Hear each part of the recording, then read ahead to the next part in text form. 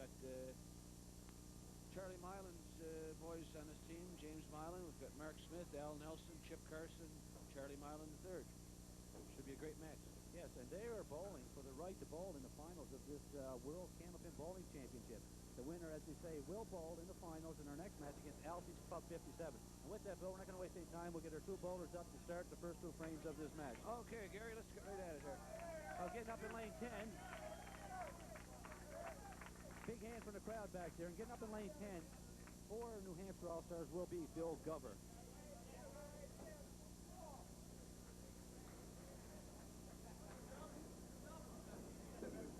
Bill, first ball, right on the top pin, leaves the 6 pin, very makeable spare. Okay, Gary, here's James Mylan in lane 9. Throws down on the head pin, 6-pin drop, and a poor break for James starting away. Well, Bill will be all over this. And Bill gets his team out to the right track, big spare starting out. Okay, James fires down, Gary, on the 4-pin, pulls out the 4, and he's still left with the 5, 7, 10, tough 10. Well, Bill Gover averaged 122.7 in this competition, Bill.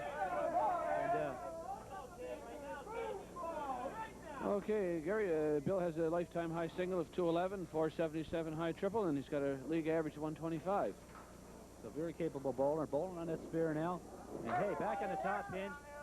Bit of a bad break. You get the count of 5, but if he can get on that 3-pin, this shot will go. Okay, James Mylan again. Oh, he takes out the 2-pin all by itself, Gary, in a rare happening. Oh, a bit of tough luck for James, but one good thing about it, Bill, he wasn't on a spare. That's for sure. Okay, Billy Gover firing. Nice try by Bill. Okay, Bill in the match against Cape Breton Air Atlantic. Gary had a 373 triple, so we know he's capable of good scores. Yes. Now here's James staying away from the danger side. Going down, cutting out 7 on the right, so he's got 6 pins. 4 pins to go for a 10. Well, Bill ends up with a 9, 24 after 2 frames. Not a bad opening start. And James Mylan takes a 9 for 16 after 2. Well, getting up now in lane number 10, Mike Poulin, and Mike bowling in the number 2 spot, as he normally bowls in the number 1 spot. And when he bowled in the number 1 spot, his last match, he had a 355, so maybe a little bit of strategy on Tim Lipke's part here, Bill. Well, I believe what they were talking about, Gary, is they shake up the line up a bit. It may get the boys going just a bit harder, but as we watched Mike Poulin bowl yesterday, he didn't miss very many shots, didn't have that high score, but he was on top of everything. He's got an 8-pin drop here, and Mark Smith has a 7-pin break. Basically both the same shots. Well, Mike's all over that for a spare. So both opening bowlers for New Hampshire All-Stars start out with spares. That's right, Gary. They're up for this match, and we know they're tough from the way they bowl against Cape Breton Merchant Air Atlantics in the previous match. And there's a 10 for Mark Smith. Well, Mike getting up here in lane 10, he'd be looking for a load on this spare. Want to be right on that top pin, and he doesn't miss the front pin too often. And hey, right back on it. Bit of a bad break there. Punches through 5. Very tough shot coming up. Okay, we've just seen Mark Smith pull out 2 on the left, Gary, and Maine Heat are not hitting the front pin so far. It's only 4 boxes gone by, but they're putting themselves in a hole right away. We've seen how New Hampshire can start really tough. Well, Mike's playing for 10, and he's on it for 10, and we'll make Mike 25 after 2 frames. Not a bad opening start for Mike Poulin. Right. Mark Smith throwing at the head pin for a 10, and sure enough, 10 it is. That'll bring Brian Uphold bowling in lane number 10, bowling for New Hampshire All-Stars. And in a previous match against Cape Breton Air Atlantics, Brian Uphold only bowled the first string. He hit 96, and he sat out the next 2 strings. So he'll be looking to get his game back on track here. Very capable bowler, though. That's right, Gary. We had John Thomas come in a relief for him, and was 237 pins. I guess Brian is what you'd call a cranker. He really throws that ball hard. Okay, this gentleman bowling now, Gary, followed by the name of Al Nelson. Al has got a 134 high average, 201 lifetime high single, and a 485 high triple. Some incredible numbers. Right now he's looking at the 7-pin for spare. Well, both bowlers up there with 9-pin breaks. And Brian Uphold here, he has the 6-pin. He should have no problem with this, and he's on it. Oh, just missed. But good from air vantage point. Little opening for Maine Heat here, possibly, Gary.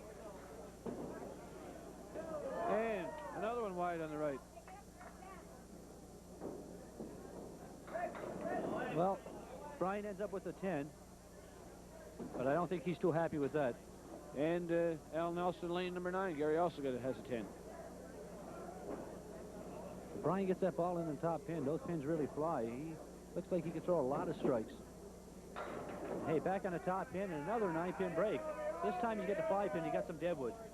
So it should be It's got pretty a wonderful routine. wood there, Gary. It's pretty well impossible to go wrong on this one, but we've seen a few shots that have done some funny spins, so it's definitely a good shot, but we can't take it for granted. Now, Al Nelson delivers wide on the left, but it's got a great 8-pin break. Well, Whoa. I wonder if the boys have a few early box jitters here, Gary. yes. And look at that ball spinning. He hits the pin, but doesn't knock it down. And that was pretty, like a really wired shot for Brian. He just missed that. And Al Nelson, after missing the 9-pin break in the opening frame, Gary, has an 8-pin break and takes the front pin out. So case once not being accurate enough, and next one not being too accurate. And 10. Well, getting up now in lane number 10, Steve Vadney. And Steve Vadney, Bill, against Cape Breton Merchant Air Atlantics, he bowled a 385 triple, but the last 2 frames of that match were so important. He ended up with spare strike spare, and he really pulled one out for his New Hampshire All-Star team. He was, well, not taking anything away from Tim Lipke, Gary, because he was just fantastic, but Steve Vadney gave them a steady performance at any and every time they needed it. Great bowler. Okay, we've got Chip Carson up here now for Charlie Milan's crew, Gary. Chip is owner of a 210 single, 498 high triple, and a 128 league average this year. Chip throws down wide on the right and has a 5-pin drop. Steve Vadney's first ball was right in the top pin, but he leaves himself a bit of a difficult shot. But this shot might go if he can go left to the 5-pin. Well, it's a tough one, Gary. Well, good try. Way out to the left. Okay, Chip Carson throws down on the front one. Great spare. Great spare. If I'm not mistaken, Bill, Chip Carson was around her 3rd high average for the tournament. He was right in there for a good while. Yes, that's right, Gary. He was knocking them down every time that we had a chance to have a look at him. Well, he averaged 133.5 for the tournament, so anytime you average 133.5, that's over 400 every match. Well, that's only probably 1 spare, 1 strike away in the whole tournament from winning high average, Gary, with the closeness of it. Okay, Steve. Steve misses the top pin, but he leaves himself a makeable shot. He leaves the 1, the 2, and the 10-pin. But he's got good deadwood coverage over on the 10-pin. Just Right, wants Gary. to put the 1, 2. Meanwhile, Chip Carson rolling his spare, knocked down 6 and leaves the 4 horsemen to the right. And picks up the head pin. Good 10 for Steve. With the 10, he goes to 19 after 2 frames. And 9 for Chip Carson, which gives him a total of 25. Well, this match coming up here, Bill, this is going to be a classic. Tim Lipke bowling in lane 10 for New Hampshire All-Stars against Charlie Milan of Maine Heat, and 2 very capable bowlers there. Okay, Gary, it'd be worth coming down just to see the match, just to watch this Tim Lipke throw his cannons. Tremendous bowler, and Charlie Milan has been one of the dominating figures in Candlepin bowling in the USA for many, many years. Here's Timmy going. Tim Lipke right on the top pin, leaves a 3-1 split. Tim Lipke, 457 in the opening match against Cape Breton Merchant Air Atlantics. Just awesome. Okay, Gary, there's Charlie Milan with an extreme cross alley ball, wide on the right, but comes up with a 1-pin and a 2-pin for a spare shot.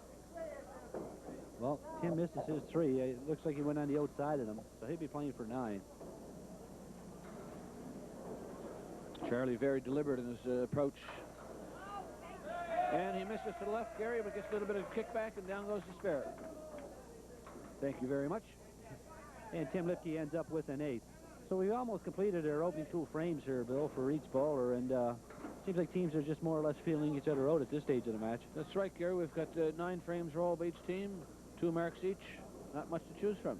I'm surprised at how few marks we do have, really. Yes. But this is a 3-string match, and I tell you, you're going to see a lot of spirits and a lot of strikes before this match is over. Well, Tim Lipke, he's down on the 3-pin, takes 3 off, but he has a kind of ball that can clean it all up with the second ball. Okay, Charlie Milan rolling on a spare. He takes the middle out for 4. Gets a kickback and gets an extra 2 more, 6 on his mark, and another spare break coming up. Oh, nice try. Charlie Milan delivers right on the deadwood. just a bit heavy, we think, Gary, and Carson's left the 4-pin and the 7-pin. Well, Tim Lipke playing for 10, trying to be 18 after 2 frames, and he ends up with a 9, goes 17 after 2 frames. Okay, Charlie Milan throws down, takes his basic 10. 4:26 after 2 for Charlie Milan, 17 for 2 for Tim Lipke. Well, for any viewers who have just tuned their TV on, this is the 1991 Labatt's Lite World Candlepin Bowling Championships. We have a team of Maine Heat bowling lane 10 versus a team from New Hampshire bowling in lane number 9. Bowling for the right to bowl in the finals of the World's Championship. Okay, Gary, we've just seen James Milan throw his opening ball in the 3rd frame, 9-pin drop, the 7-pin. And he just misses it. Well, looking at our monitor, Maine Heat has a 2-pin lead, so not much going on at this stage of the match.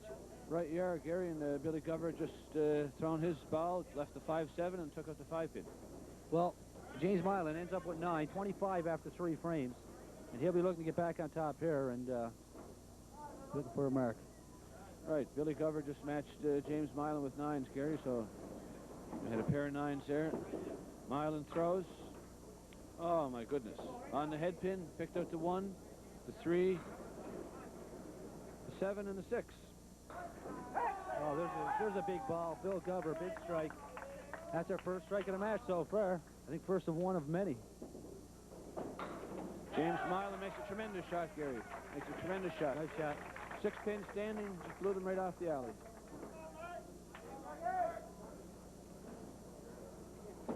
Okay, we saw Billy Gover's strike ball work for a while yesterday, Gary, and he's hoping right now that he's got it back in his bag of tricks, so we'll keep an eye out for how he strikes up the rest of the game. Yes, last time he bowled on TV against Cape Breton Merchant Air Atlantics, I think the first 12 frames, he had 4 strikes. Okay, Mark Smith delivers. Nice ball on the head pin, 9-pin drop, leaving the 9-pin. Well, a little bit Mike of help. Poolin wants to be back on the top pin. Hey, 8-pin break, 7-10, Bill, but he's got some deadwood he could shoot here. Okay, here's Mark throwing down Gary on the nose of deadwood and spare. Well, 2 in a row for the Maine Heat team. Trying to string something together here. Okay, here's Mike Poolin doing a little consultation with that deadwood, Gary, wanting to get the team opinion on it. Okay, here he goes. He throws. Wow, didn't get anything. Meantime, Mark Smith rolling in his spare, takes 4 out of the center. Well, Mark Smith wastes no time. He doesn't even wait for his bowler, and he ends up punching out 4, so maybe in a little bit of a hurry up there. 9 for Mike Poolin. A lot of this, too, Gary, is these fellows from the States don't bowl a whole lot of team competitions, and they're not used to waiting for the bowler, so... Oh, yeah, Mark takes an 8. Well, Mike Poolin wanted to get a little better break this time. Last time right in the top pin, left the 7 in the 10. Hey, just misses the top pin, but he gets a better break. He leaves the 1, the 3, and the 10 pin. He has nice deadwood tucked in behind the 3 pin. All he wants to do is split the 1-3. Should have a spare. Well, he certainly deserves something good, Gary, after that 3rd frame. And he takes it home. Yes. Well, with that spare, Mike Poolin goes to 44 plus a ball after 4 frames. Okay, here's Al Nelson coming up in lane 10, Gary. Al is perfect so far, 2 10s. Well, his opponent, Brian Uphole in lane 9, he started out with 2 9-pin breaks. One of them had a deadwood, and he misplayed both of them. He'd be looking for a mark for a little confidence booster here. Okay, Nelson was down in the 1-3 pocket, leaves a solid 8-pin break. Well, no 9-pin break that time, Bill. Big strike. That's the easiest kind of spare up, Gary. Put 10 in the pit with the first ball. Ooh, nice try. And a good try by Al Nelson. We've seen this New Hampshire team. Once they get on a roll, they can really string them together. This is the first time we're seeing Maine Heat team on TV. Well, Gary, I didn't see saw very little of the Maine Heat team bowling throughout the left division playoffs or through the opening rounds. But well, if they've finished ahead of New Hampshire All-Stars, they've got to have a great team. Yes, Maine Heat, they finished first in their division. Okay, here's Nelson getting set. Approach. In and takes 6 off the left-hand side. Wow, look at that, Gary. Big double, a lot of emotion shown up there by Brian Uphold. And you got to wonder, Bill, if he would have made those 2 9-pin breaks starting out, what a string he'd be on, pace he'd be on. We'll But be hey, looking at double another strike possible open. 200 string. Okay, here's Brian Uphold, Gary, rolling on the spare, and he fires wide to the left. That Brian Uphold, he's got that kind of ball. Very explosive bowler. Nelson looking for a 9 or a 10 here. Gary down on the 3-pin and takes his 9. Okay, Brian Uphold, Gary, he's 40 in the third with a ball account. He hasn't dropped a pin yet. Al Nelson, 38 after 4. Now we've got Chip Carson, lane 10, 25 after 2. Chip delivers down on the right-hand side and takes out 2. Well, Steve Vadney over in lane 9. He's 19 after 2 frames. But Steve, as we've seen in our previous match, very capable bowler. He bowls 385. Look at this big 9-pin break. He leads the 10-pin, and he has a piece of deadwood and a straightforward shot for Steve. Okay, Gary, meanwhile, Chip is down on a 2-pin. He leaves 4 remaining. Steve, as you say, is going to try to convert the 10-pin. And a 6-box for Chip Carson. And Steve Vadney's on it with that spare.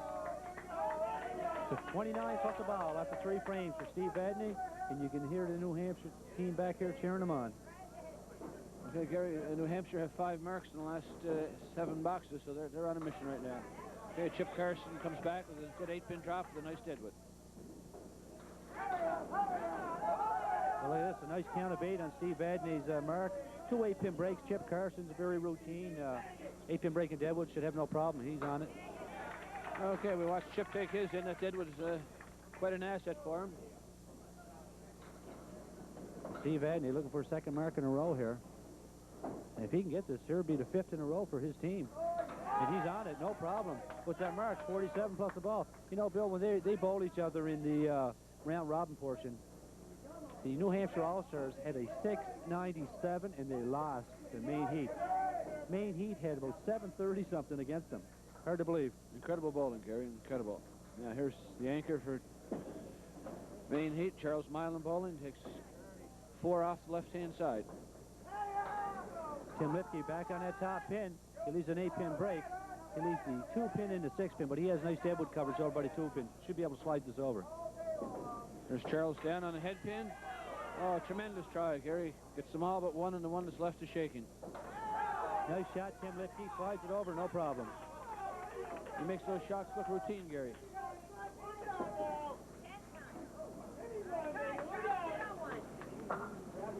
Well, Bill, that's 6 marks in a row for the New Hampshire team, and one of those 6 marks in a row is a double strike, so they're really trying to put some space between them and Maine Heat. Charles Milan will be looking to kind of halt that onslaught here. Gary with a mark of his own. He's on the head pin. Boom, 9-pin break. Well, Tim Lipke, nice count of 8 on it, but he leaves the 7-10. We've seen this break just a few frames ago, but he also has some deadwood. He's going to have to use his imagination on this one. Okay, here's Charles bowling. Bang. No problem. No problem. Tim Lipke studying it over. I think you'll see him looking for that wood around the center of the alley, Gary. Right down the wood in the center of the alley, and 7-10 spare, no problem. Nice shot. So that's 7 marks in a row for New Hampshire All-Stars after 4 frames. Every one of the bowlers are open. They're actually open on 6 marks because they're open on a double strike. Meanwhile, Maine Heat are open on 2 marks. The 2 bottom bowlers are open. And looking at a monitor, Maine Heat actually have a 12-pin lead. But New Hampshire All-Stars have all those big marks open. And one of those marks is Bill Gover right here in lane 10. He's open on a strike. He'll be looking for a double time. That's right, Gary. They're up 6 marks to 2 right now. Of course, the double strike count is 2.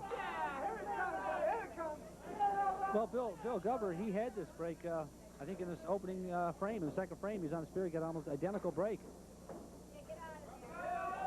Okay, here's James Milan throwing down. Gary throws a bad ball down the left on the 2-pin. Comes up with a 9-pin drop. Oh, nice try. And James is on a spare, so add 4 more to Maine Heat's lead.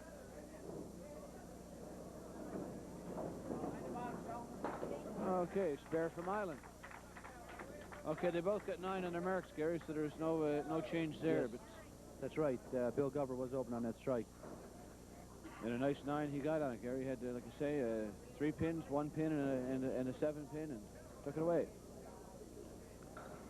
Well, Bill Gover up in lane 10 here. He'll be looking for another mark. He's been on that top pin in his first 5 frames, so when he gets on there, good things usually happen for him. Hey, big 9-pin break. He has a 7-pin in Deadwood. Should be no problem. Okay, here's James Milan throwing down on his spare, Gary, on the right-hand side of the head pin this time. And ends up with a 6-pin drop. He's doing well off the sides, Gary. Oh, Bill Gubber. What some people would say, he snooted her up on the nose. Well, whatever he did, Gary, was too high, and as a result, he missed an easy shot. That's been the story of this game so far, Gary, is the easy spares that are being missed. James Milan makes a nice try, but leaves a 10-pin. Well, Bill ends up with 10. He's 74 after 6 frames.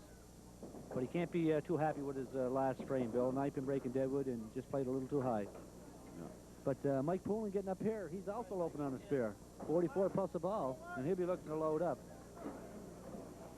Okay, Mike is 44 after 4, Gary, open, and Mark Smith, his opponent, is 42 after 4, so...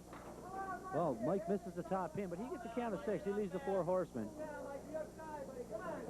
Okay, here's Mark going. Mark's on the front pin, and a 9-pin drop with a very nice wood. Oh, nice try by Mike Poulin. A little too full on the top 2 pins there. Okay, Gary, there's Mark Smith sparing up his break. He had the 6-pin and a good Deadwood, so that was no problem. Well, it seems like New Hampshire All-Stars are all bowling on their marks, but Maine Heat seem to be getting a lot of marks of their own in the 5th and 6th frames there. Yeah, Mark Smith threw down and got 6 off the side, Gary, but they're not consistently hitting the head pin, and they can't keep on... Well, Mike Poulin also misses the head pin, and he just had the 4 horsemen, and he didn't make that. Now he's got the 4 horsemen in the trailer and back. It's going to be a tough shot. And handy, but... Okay, Smith throws down. Well, this is only the first string of 3, as this is a 3-string match. The team with the high total for 3 strings will advance to the championships of this World's Tournament. And Brian Uphold getting up here in lane 10. He's open on that big double strike. And Bill, he's 4 for 4 on the head pin, 2 9-pin breaks and 2 strikes. And he'll be looking for a triple here. He throws that kind of ball. That's right, Gary.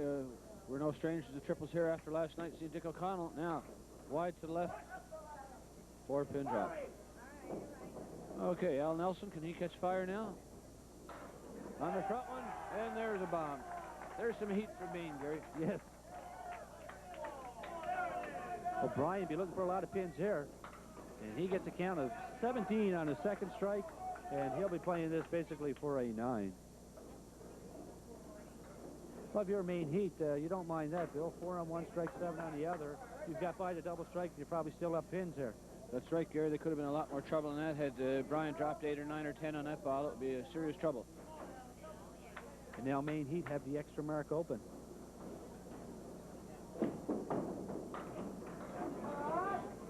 Well, Brian Uphold misses the top in, but he leaves himself a 4 horsemen. He's got nice wooden back. Shot should go pretty quick if he gets on it.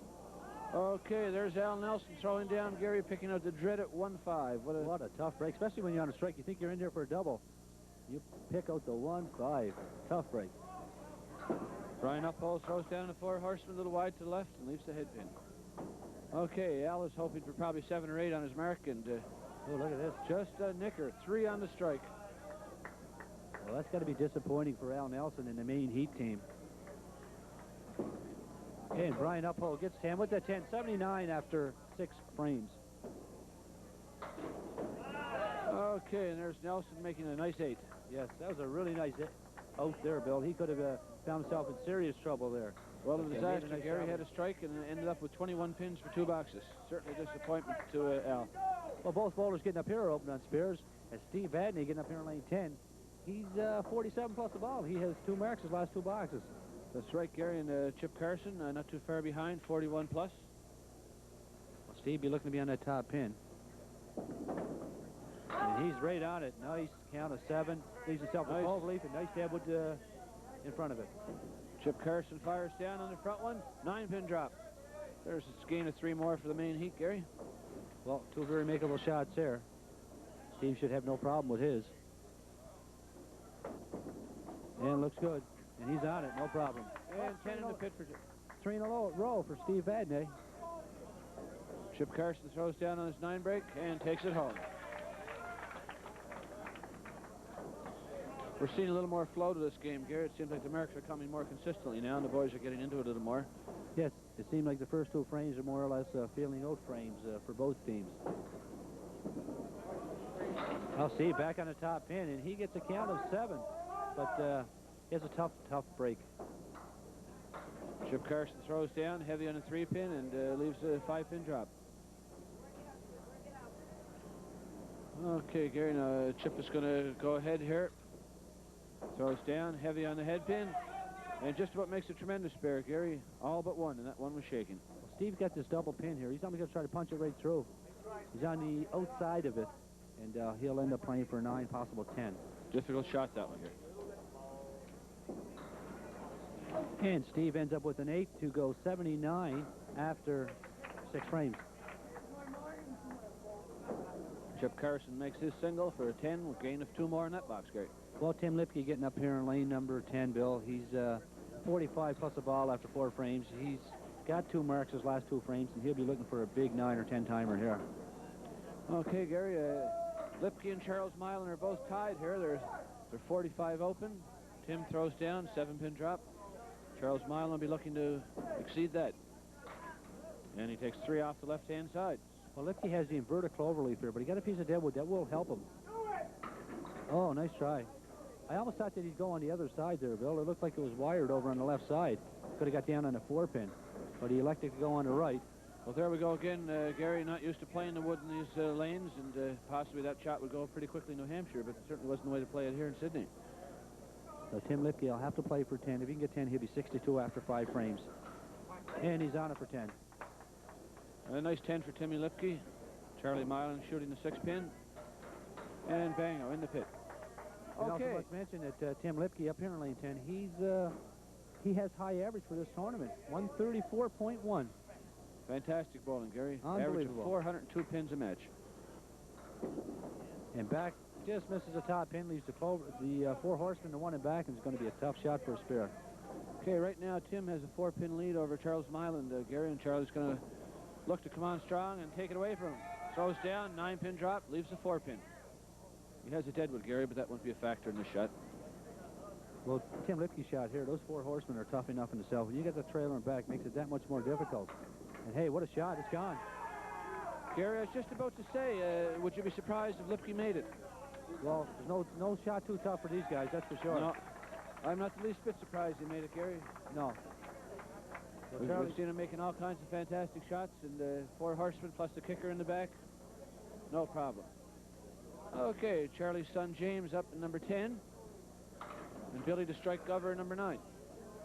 Well, looking at our monitor there, New Hampshire All-Stars, after bowling on all those marks, they have a 34-pin lead, and both teams are open on 1 mark. Here's some shot, Bill. 2-1 split, big spare conversion. Great shot by James Milan, Gary. Billy Gover had the same pins, -1, and he converts also. Pace is quickening. Well, James will be looking to load up here, back on that top pin, but hey, he's down the side, and that's got to be disappointing for his team. 1 on a spare. That's something you see too often. Billy Gover looking to pick up some ground here. 7, here's the cloverleaf. Well, James also misses the top pin with his second ball, and he leaves himself to 4 horsemen. He's realistically playing for 9 or 10 with his 3rd ball coming up. Okay, New Hampshire can capitalize on these set of frames, Gary. There's Billy Gover taking his spare home. And James Milan ends up with a 10. With that 10, he goes to 90 after 7 frames, after 8 frames. Getting up here in lane 10, Mark Smith. Currently, he's 66 after 6 frames. Mark Smith's 126.7 average, Bill. That's what he averaged for the tournament. So he's got to get a couple more marks here in the next few frames to get up to his average. Well, he's a hard thrower, Gary, and we're looking for him to be on the top pin. He's bowling against Mike Poulin. Mike is 70 after 6, 10 over. But America's not hitting a head pin consistently, Gary. No, he's not. And Mike Poulin just throws down, 7-pin drop, the same break that we just saw Bill Gover spare. Well, Mark Smith had left himself a 3-1 break, and he takes 2 with the second ball, so play for 9 or 10. Mike Poulin converts his spare. So Mark ends up with an 8. With that 8, Mark goes to 74 after 7 frames. But New Hampshire All-Stars, Bill, trying to add to that 34-pin lead. Right now, Gary, every pin is so important to these guys. Well, New Hampshire have 4 marks in a row the last 4 frames. But Mark Smith looking for one of his own, and what a horrendous break this is. Just a lousy break. Mike Pullen rolling down his mark on the head pin. Knocks down 6, 7. 7-pin drop and a whole passel of wood down there. Well, Mark Smith left a 5, 7, 8, and 10. Difficult shot to pull 9 out of, really. He's got to be right on the pin for an 8 box here, Gary, so he's not where he wants to be, Mark Smith. Okay. Mike Pullen studying his deadwood. Oh, nice 9 by Mark. Nice 9. That 9, Mark Smith goes to 83 after 8. Mike throws on the deadwood and spins over. Good try, Mike. Well, he had the right idea there, Bill. 2 and 1 split. I mean, how many times do we split those 2 and send it over to the 1? So, play the wood, hope something kicks over. That's right, Gary. He was going with the percentages there, and there's another 10 for another gain for Mike Pullen. Well, Al Nelson getting up here now in lane number 10. Currently, he's 59 after 6. And he had a strike back in the 5th frame and only got 3 on it in 8 in a frame. So he'll be looking for something good to happen here in the next 2 frames. Here we go. Gary's on the front one, right down the center, 9-pin drop. Okay, Brian Uphold on the 2-pin. Well, since Brian's got that double strike, he has yet to hit the head pin since then. But meanwhile, Al, big 9-pin break should be pretty routine for him. But he misses over on the left-hand side, Bill. And if you want to miss that, you'd want to miss it over on the right. Right you are, Gary. And speaking about missing on the right, Brian Uphold just threw down, missed the head pin on the right, hitting the 3-pin, looking at a possible 5 box. Well, Al ends up with a 9, so he'll go to 68 after 7 frames. Right. Meanwhile, Gary, Brian Uphold just came out with a nice 9. Okay, here's where the both of them would like to be open, Gary, for the final push for the finish of the string. This big foundation frame coming up here. And Al Nelson's down the side, but he gives himself a nice 6-pin break. Very makeable shot that will go. Right, Gary, and Brian Uphold throws down, hits the head pin, and there's a pretty bad break. The 5-pin, the 7-pin, and the 8-pin. Al Nelson looking for spare here, and he's on it. Nice shot, and a timely shot. And a great try by Brian Uphold, Gary. Just a little light on the shot. Well, with that spare for Al Nelson, he goes to 78 plus a ball after 8 frames. Okay, 9 for Uphold. Well, both anchor bowlers getting up, both 4th place bowlers getting up here. Chip Carson getting up 75 after 6 frames. And he's down 4 pins on his man. So he'll be looking for a mark to try to catch his bowler. Right you are, Gary, and Chip has been around the front one most of the time. He's got 3 spares so far this string. 6 on one, 9 on another, and 5 on the other. Chip taking a lot of time up there, cleaning his ball off once you get all the... He's very deliberate, Gary. He knows the importance of these upcoming frames here. Here we go. It's in the center of the alley, a little to the left. Steve Vadney throwing down. Steady Steve right on that head pin again. 6-pin drop and a good spare break. You got to be impressed with that Steve Vadney, Bill. There's a second match. We've seen him on TV, and not too often does he miss that top pin. He's right around the front pin in every break, Gary, whether it be the first ball, the second ball, or the third ball. Oh, nice try. Good example there. He didn't get the spare, but he was, threw the ball where it's supposed to be thrown, and after that, there's not very much you can do. Well, Chip Carson ends up with an 8. With that 8, he goes to 83 after 7 frames, and he'll be looking for a mark here in the 8th frame. Want to be opening that foundation frame coming up. Okay, Steve throws down, misses the 5-pin, 9 frame. Well, Chip's on the top pin, but he leaves a tough 3-2 split. Tough enough shot to get 10 out of, let alone spear up. It is, Gary, although in the previous match we've seen a couple 3 and 3s made, so possibly it can go. Don't hold your... Okay, Steve Vadney throws down for Horseman. Well, Chip played the 3 on the right-hand side. Now he'll have to play the 2, play for 9, possible 10. And Steve Vadney, I think, playing that one on the outside, Gary, the danger area. By on the left. Well, Chip ends up with an 8, 91 after 8 frames. And Steve Vadney, knowing what it takes to match him, threw down the right-hand side, took an 8, so they didn't lose any ground in it instead of frames. Well, both anchor bowlers getting up here. Both are open. Charles Milan bowling here in lane 10. 68 plus the ball after 6 frames. Okay, he's down 4 on Tim Lipke, Gary, and 7-pin drop for Charles Milan, the cloverleaf. Tim Lipke throws down, and it's getting repetitious when we say it, but there's another 9 break for Lipke. Yes. And Charles Milan has the cloverleaf, and he'll try to be all over this one. But he's a little too far to the left. Ho-hum, another spare for Tim Lipke, Gary. Just All in a day's work. just a phenomenal performance. Never misses anything. And Charlie Milan ends up with the 10, 85 after 7 frames. Okay, coming into these 2 frames, Gary, Tim had a 4-pin lead. He's up to a 6-pin lead plus a ball working. So Charles Milan, 8th frame, and he knows how important that 8th frame is. He wanted to definitely be open here. Well, after missing that cloverleaf, Gary, and having Timmy pick up a spare on him, he knows that he's got to get back in the game, and this is the spot to do it. Well, nice head pin hit. He leads to 5-7, no deadwood. Hey, just as the boys in New Hampshire said, Gary, see you later. They were talking those pins, and where'd they go? Right in the pit. 10 times for Timmy Lipke. Well, when Tim Lipke gets on a roll, you know Watch as well out. as I do, he can string 6, 7, 8, 9, 10 in a row. No problem. And Charles Milan misses the 5-pin, so he'll be playing for 9. With that strike, Tim Lipke, 111 plus 2 balls after 8 frames. And the thing is, you're not surprised. Not surprised in least, but Gary, 134 average, 402, 403. He maintained it through the week. In the big playoff game against Cape Breton Merchant Air Atlantics, what does he do? 159, 145, 153, 457. Tremendous. And a consistent 457. Looking on our monitor there, New Hampshire All-Stars, 63-pin lead at this stage of the match.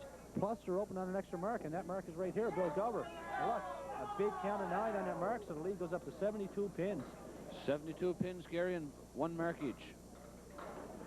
Okay, here's James Smiland down on the right-hand side. He's throwing a lot of balls on the right-hand side, Gary.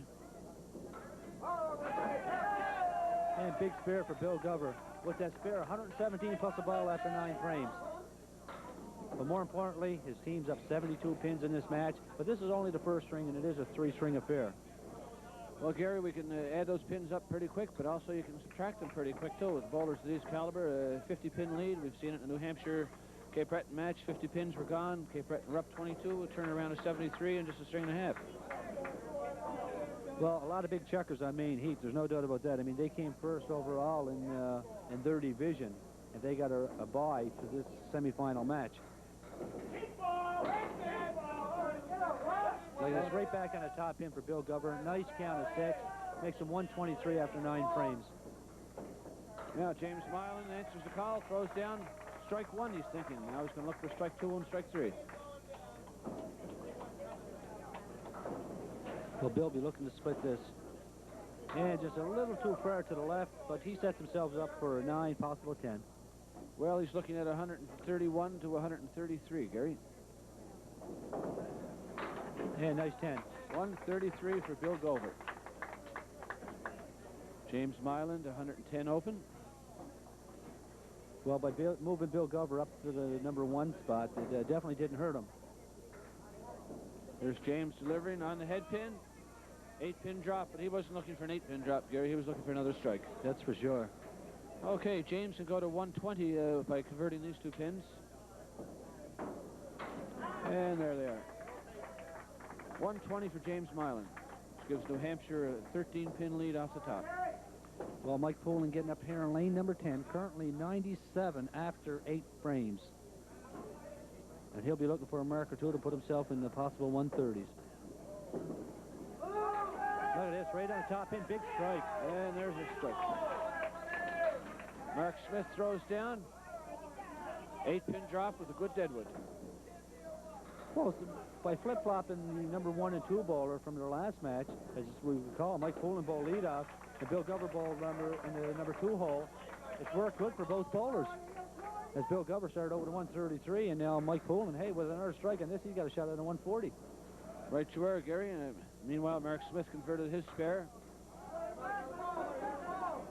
Mike Poulin rolls down, picks up 4 on his. Mark Smith throws a big 9 on his. Big count of 9. Maine Heat trying to cut into that deficit. And Mike Poulin only count of 5 on that strike, so if you're Maine Heat, you got to like that. As your bowlers get a nice 9-pin break, 4 pins should be routine for him. And a little wide to the right on that 9 break, Gary. A good try. Mike Poulin digs in and gets a great 9. But with that 9, he ends up with a 121. Nice string. 2-string total for New Hampshire All-Stars, 254. Got to bring up Brian Uphold. Brian Uphold, as you'll recall, back in 3rd and 4th frames, he had a double strike, but he hasn't done much since then.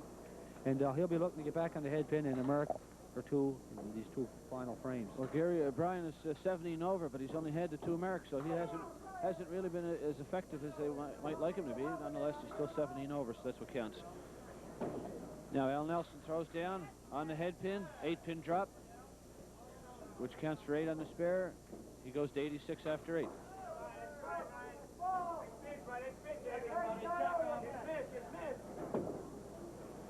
Al Nelson picks up his spare. Well, Al Nelson trying to cut into that deficit. You don't want to be down too many pins after 1 string to this here New Hampshire All-Star team, that's for sure. This New Hampshire team, they're up 60. They want to be up 80 or 90. There's no let up with this team at all. Okay, Gary, now we've got Al Nelson 96 after 9. Brian Uphold 107 after 9. And Uphold throws another strike. Well, there's a big 10-timer for Brian Uphold. Okay, Al Nelson throws down. And there's a strike for Al Nelson. Well, I guess Al Nelson's 10-timer more important because he's open on that big spare. But Brian Uphold, he had a double strike back in the 3rd and 4th, and he'll be looking for another one right here. Pins are flying here at the Heather Bowling Center, Gary. Just incredible bowling here. And it's only the first string of 3, as this is a 3-string affair, and the winner of this goes to bowl for the rights in the Candlepin World Championship. Hey, how about that, Gary? There goes another one. Another double strike. Al Nelson throws down. He can't match him. 7-pin drop. Well, Brian Uphold with that double strike, 127, plus he's open. 1 ball to come here. Really trying to put some space between his team and the Maine Heat team. Okay, Al Nelson throws down, converts to spare. This Maine Heat team, Bill, no, a lot of fight left in these guys yet, that's for sure. For sure is. Gary, they didn't finish on top of the pack by cashing in their chips after 10 boxes. Look at this. Triple strike, Gary. How about that? What a way to finish. What's that double strike? 137. Nice finish. Gary, if you have somebody not having to spare in a string and having 137, you might wonder how he did it, but there it is. 5 strikes in the string. Well, Steve Vadney getting up here in lane number 10, currently 96 after 8 frames. Just when you think you've seen everything.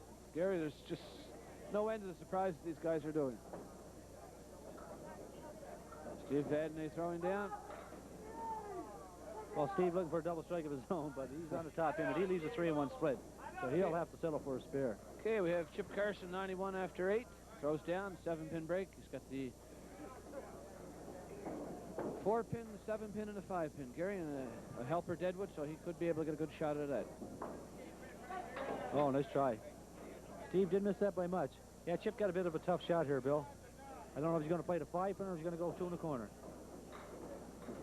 Here we are, Gary, going for the tip of the wood, trying to get a spin, and picked out 1. Well, Steve Vadney ends up with an 8, 104 after 9 frames.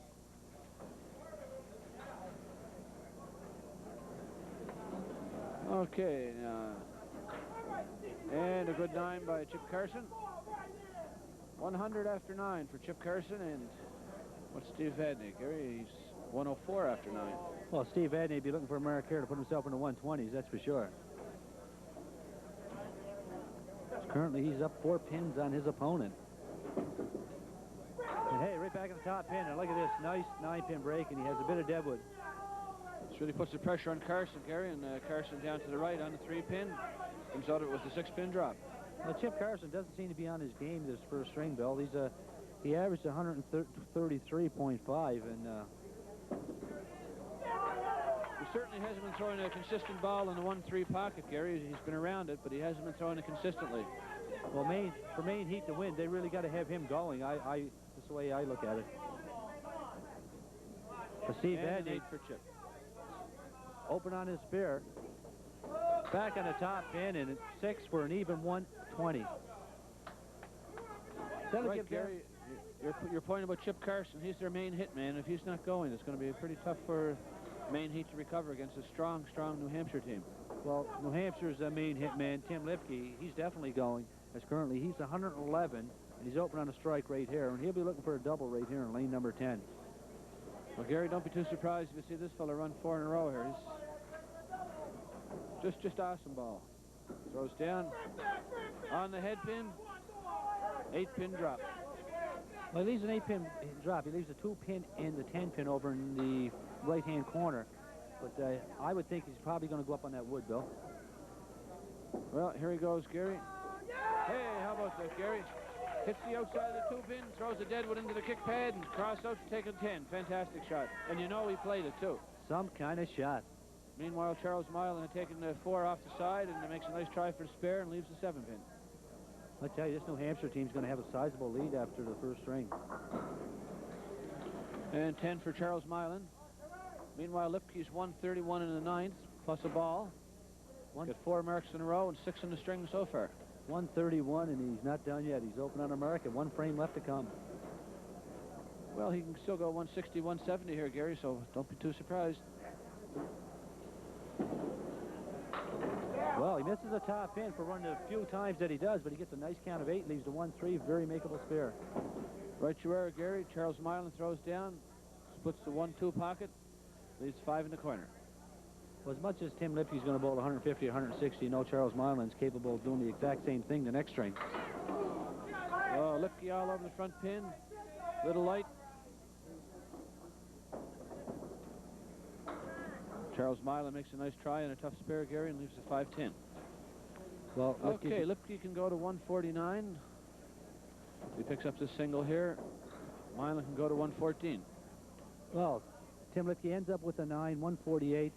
They end up with a 659.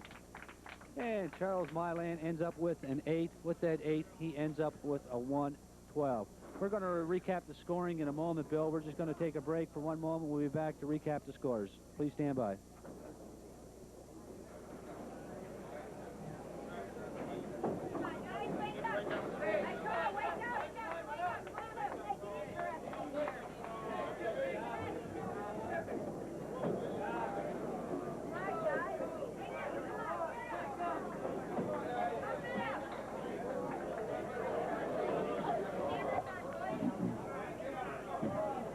Welcome back once again, ladies and gentlemen, and we're looking at the New Hampshire All-Star team, Bill. Bill Gover, 133, Mike Poulin, 121, Brian Uphold, double strike and a triple strike, a 137, Tim Lipke, big 148, 1 string total of 659, and just an incredible performance. Right you are, Gary, and we'll give you the scores for the Maine Heat team. James Milan, 120, Mark Smith, 111, Al Nelson, 126, Chip Carson, the flamethrower for Maine Heat, just a 108. Disappointing for Chip. Gary and Charles Milan, the father and the father-son team, 112. Well, when you look at 577. 577, New Hampshire All-Stars are up 82 pins in this match after 1 string. So Maine Heat are really going to have their work cut out for them if they want to get back into this match, Bill. Gary, they've got to come out throwing hard. They can't be missing any breaks. We've seen them start the first string. They missed a few easy shots, 9-pin breaks, and they can't do that in this game here, Gary. No, New Hampshire just too tough to not take advantage of all your breaks. Well, when you look at the Maine Heat, I mean, Charles Milan, he has 126.9 average in the tournament, and Chip Carson, their other big gunner, 133.5, and James Milan, 128.8. Those 3 guys got to get going for Maine Heat's team. That's right, Charlie. Gary, if your big guns aren't shooting, it's a long day at the lanes. That's right, and when you look at the New Hampshire All-Star team, Tim Lipke, their big gun, he chipped in with the, you know, big string, so. Well, don't we come to expect that from Tim Lipke now, Gary? I mean, you know, if he's not 135, it's a shock. That's right, and his first match on TV against Cape Breton Merchant Air Atlantic, 457, and he's on his way there, that's for sure. He's 1/3 of the way on there anyway. With that, Bill, I think we'll get the second string underway. We'll get Bill Gover and James Milan up to bowl the first 2 frames of the second string. Right you are, Gary. Both teams going with the same lineup that got them here, so that they've got faith in their bowlers. Okay, in the right-hand side, we've got James Milan. Left-hand side, Billy Gover. Well, James Milan, he's down on the 3-pin, takes out 2. You know, Bill, the first 2 or 4 frames are so important here for the Maine Heat team. They're down 82 pins. And they've really got to make some kind of a statement here in the first few frames, try to get some pins back. Put a little bit of pressure on New Hampshire. Right you are, Gary. Billy Glover threw down off the left, 7-pin drop, and almost makes the spare.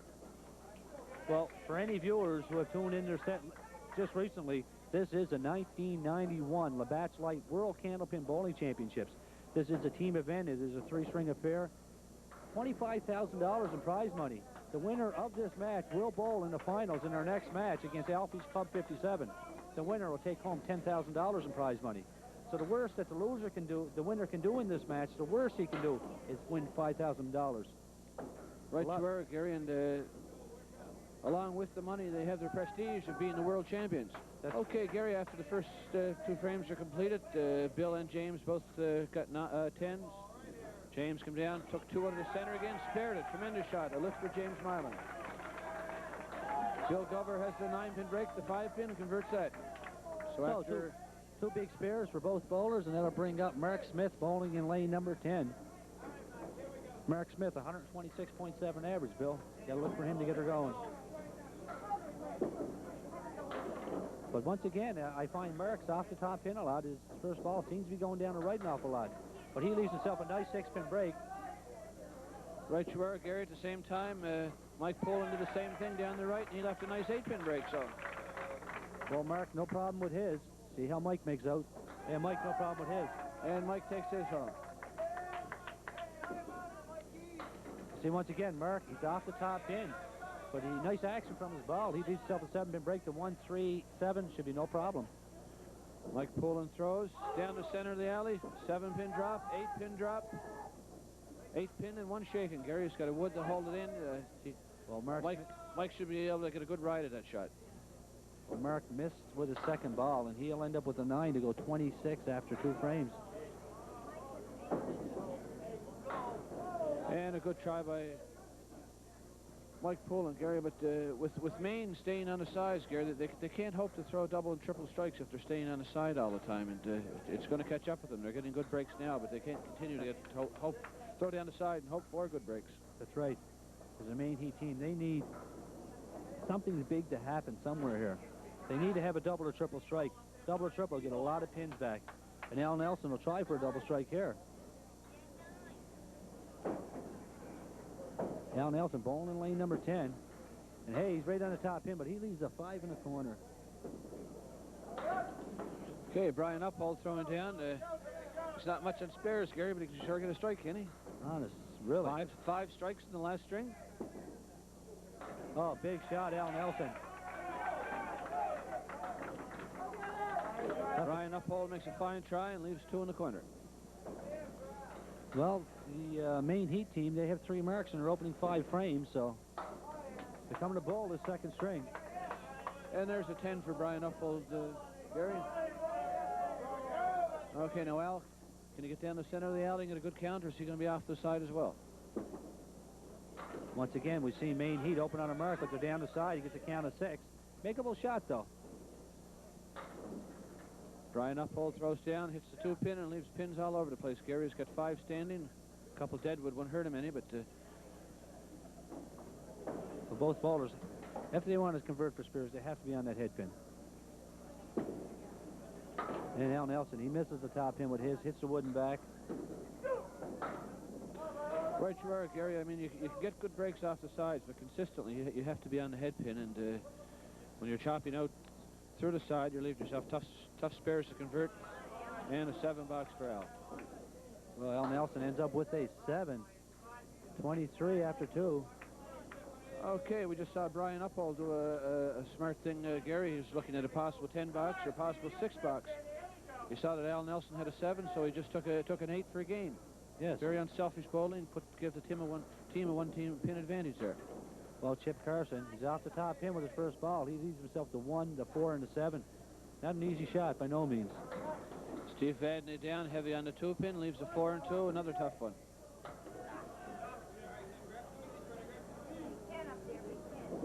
Steve throws down on the front one. Good try, Steve. Well, 9 for Chip Carson, and I really feel, Bill, that the Maine Heat, Chip Carson's got to get going for the Maine Heat to get back in this match. He's their big bowler. He ended up third overall in the averages, 133.5. And that's heavy hitting. Right you are, Gary. Chip Carson playing bowling like this means just about the same thing as Cam Neely not playing for the Bruins. They're just not the same bunch. True enough. Okay, Steve Vadney throws down on a head pin. 6-pin drop. Couple deadwood there. Good chance for a spare. Chip Carson's over on lane number 10. He's got the 2-pin, the 7-pin, he's got the 9-pin, he's got the 6-pin. Tough shot coming up. Okay. Steve Vadney made a valiant try. Gary leaves the 5-pin. And Chip's still struggling.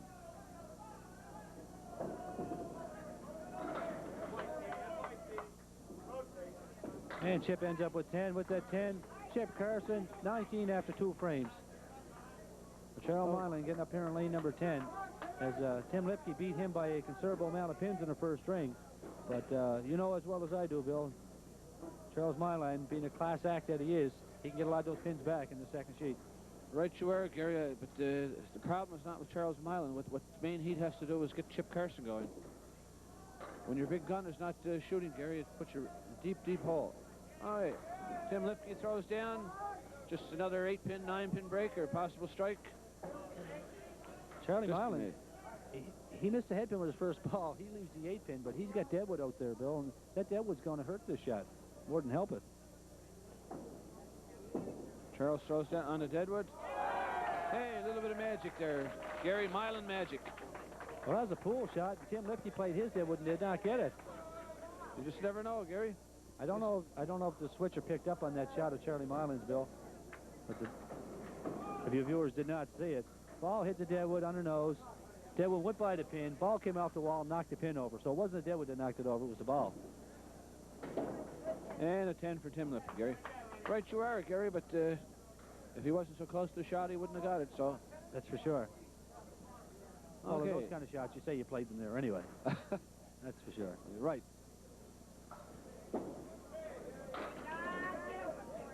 Well, back on top for Charlie. He gets a count of 6, 3-1 split. Tim Lipke right back. Another 8-pin drop, Gary.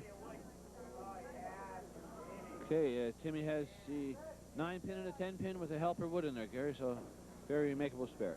Well, Charlie Milan wants to be fine on these 3 over on the right-hand side. Try to send them over into the 7-pin. 2 flush on the 3-pin.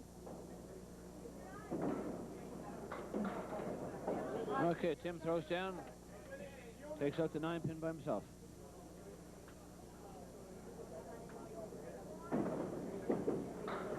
And 8 for Charles Milan, make him 24 after 2 frames. And 10 for Mr. Lipke, 20 after 2. Well, 2 frames completed here in the second string, Bill.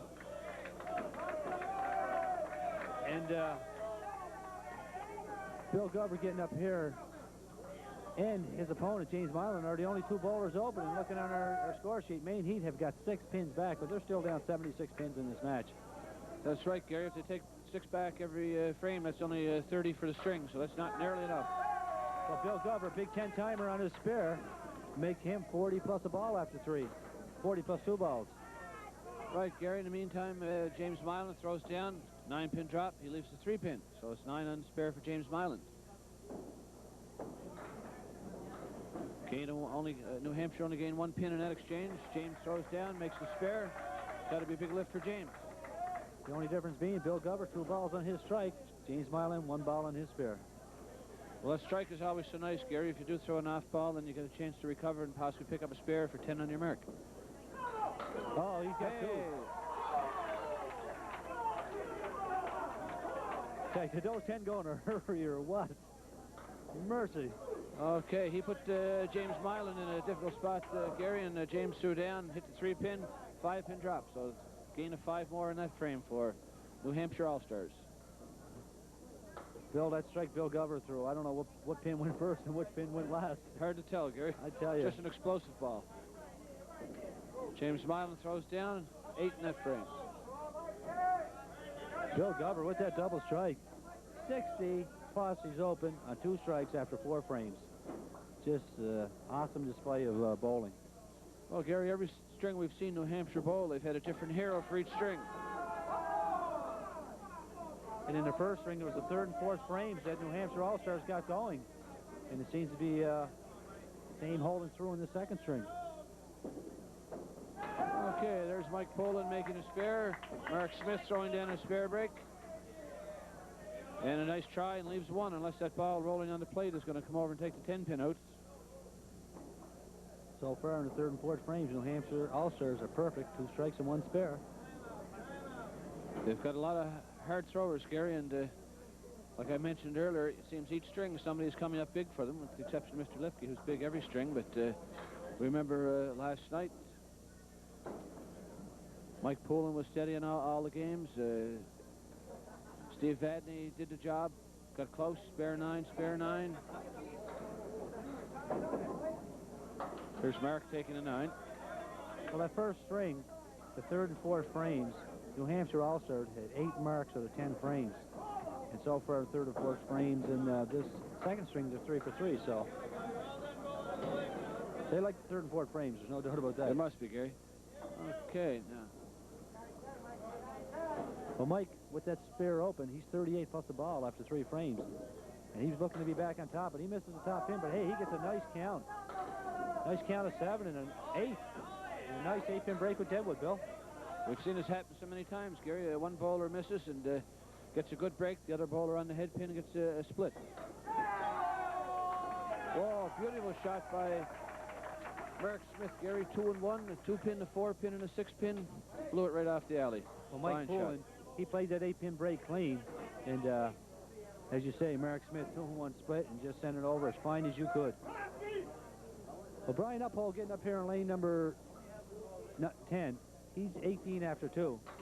He misses a top pin. But look at this. Nice count of 9.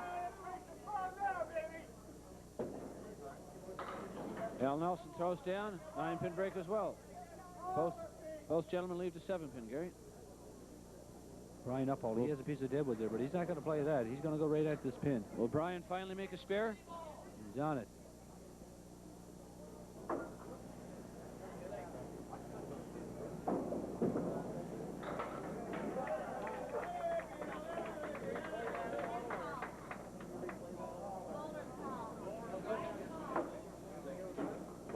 What did you get, Brian? Well, we have a little discrepancy here. We don't know if Brian, that ball went into the ditch or not. But Brian ends up calling a 9. And Bill, I think it was a good call by Brian Uphold.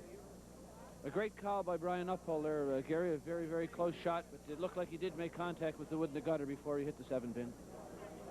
Yes, I could see the Deadwood that was in the channel. It just kind of moved a little bit, but the ball, I think, did dip in, and a nice call by Brian Uphold. Well, Gary, we're playing for thousands and thousands of dollars. The boys behind the 8 ball, and there's still something as close as that. Says no, it's not a spare. Great call by Brian Uphold. Meanwhile, Al Nelson converted his spare, and he gets a count of 6 on it. I did. And Brian gets a spare anyway. That's the way, Brian. That's the way. He certainly deserves another spare. Certainly deserves it.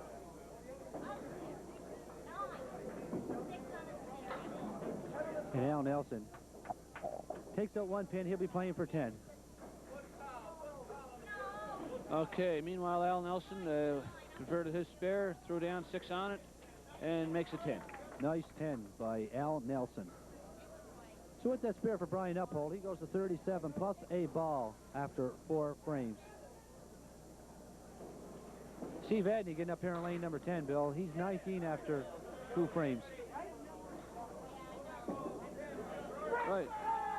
Big strike ball for Steve Vadney. He's doing it time and time again. Steady bowler, Steve Vadney, Bill. Okay, Gary. Meanwhile, Chip Carson had a 7-pin break. The 2-pin, the 4-pin, and the 7-pin. Split the 2-4 very nicely and leaves the 7. Bad luck for Chip. Just seems like at this moment, nothing going right for Maine Heat. Everything going right for New Hampshire All-Stars. Right you are, Gary. Right now, New Hampshire All-Stars are open on 4 marks. In the last 7 frames, they have 6 marks. The only frame that they haven't got a mark is that 9-pin break that Brian Uphold had. There's a big strike for Chip Carson. He needed that. He needed that, Gary. for himself as well as for the team. He's got to get back in the groove. Well, Steve Vadney, big count of 8 on that strike. Makes him 37 after 3 frames. And he ends up with a 9.46 after 4 frames. Okay, Gary, we've got Tim Lipke coming up in lane 10. Charles Mile in the third, coming up in lane 9. Charles is 24 after 2. Tim is 2 10s for 20 after 2. Well, Tim Lipke, you know he'll be on the top pin here. Throws down, 6-pin drop. Leaves a diamond cluster over on the left-hand side of the lane. Charlie Milan leaves almost the identical break, but hey, he gets some late action. He gets a 9-pin break with Deadwood. A good drop for Charles, Gary. Tim be looking to convert this. Oh, nice try. Okay, throws down, takes out 3 of them, leaves 1. That would have shifted a bit in Charles Milan's shot. Now, Gary's studying it very intently. I almost think that if he goes over to the far right, this shot would be wired. That's one you can't take too lightly, Gary. It looks good, but you relax for a second on, sometimes you get awful surprised. Well, big spear for Charles Milan. Tim throwing down, looking for his third 10 of the string. Bingo, 10 it is. So 30 after 3 for Tim Lipke, and 34 plus the ball for Charles Milan. Tim Lipke, hey, this is 3 frames in a row. He hasn't got a mark. This is something you don't see too often. But hey, he's down the corner, leaves himself a nice 7-pin break, leaves a 1-3-6. Should be no problem for Tim Lipke. Okay, here's Charlie looking to load up, Gary. He's down, in the pocket, strike 10 times. Well, that's what Maine Heat needs. They need their 2 bottom guys going. Chip Carson in the 4th frame, big strike. Charles Milan spear in the 3rd, strike in the 4th, and they want to turn this game around. They've got to do it. Well, they have to have something to get hot, Gary, and what finer guy to do it than the team leader, Charles Milan. Lipke throws down a little to the left. Well, Tim Lipke misses that 7-pin break, and he'll have to play for 10. Okay, Gary's got some difficulty with the ball's returning. He's not getting the normal ball he throws coming back, so he's taking a little pause. Well, right now, Maine Heat have 3 marks open, as do the New Hampshire All-Stars. Tim ends up with 9, goes to 39 after 4 frames. But James Milan getting up here in lane number 10.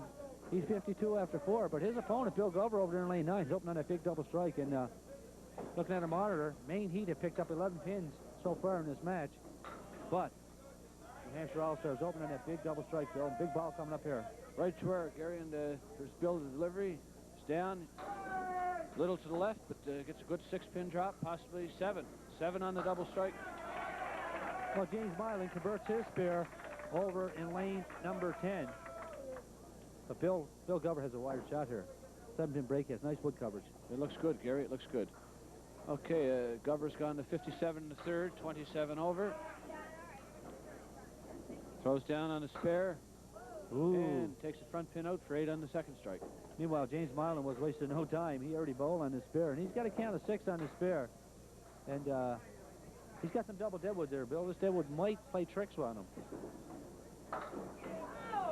Right to where, Gary. Picked it right out of the pile. Okay, so James Milan looking for a 10. That's the wood I thought he was going to be on the first shot, Gary. And he ends up with a 9.77 after 6 frames.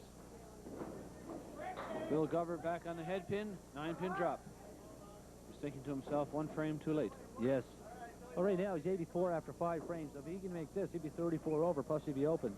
Right, Gary gives him a 27-pin lead over James Milan.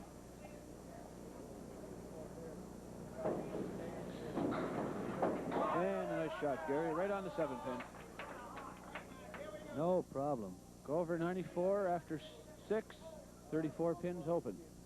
Well, Mark Smith's getting up here in lane number 10. He is open on a mark. He's 45 plus. As his opponent is also open on a mark. The mark's right on top pin and a big count of 9. Mike Poulin rolling on his spare, off to the left, 7-pin drop. And Mark has it, no problem. Maine Heat trying to get back in this game here. They're fighting and scratching and clawing their way, Gary. That double strike was a big blow to them.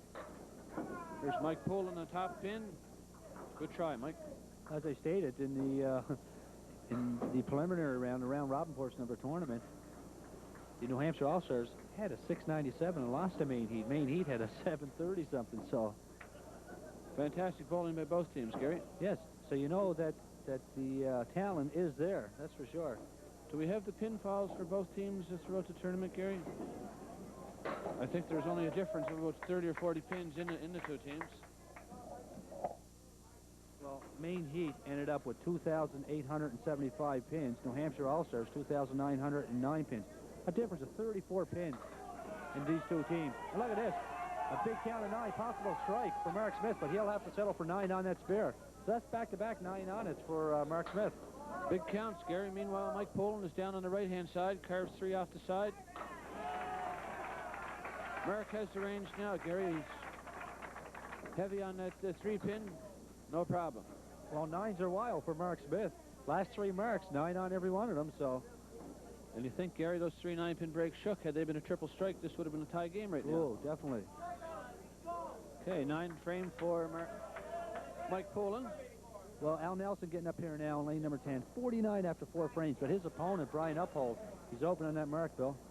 O'Brien finally made a spare, Gary. It took him 14 boxes to do it. He had 137 without a spare, and now he's looking to find that strike ball again. Well, Nelson misses the top pin. He leaves himself a 3-1 break.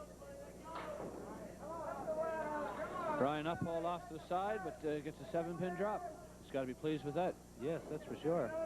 Al Nelson's shot will go. If he can split these top 3, this shot will go. It's just your basic first ball, Gary. Split the 1-3 pocket, and there he's way wide to the left. That second ball got away from him.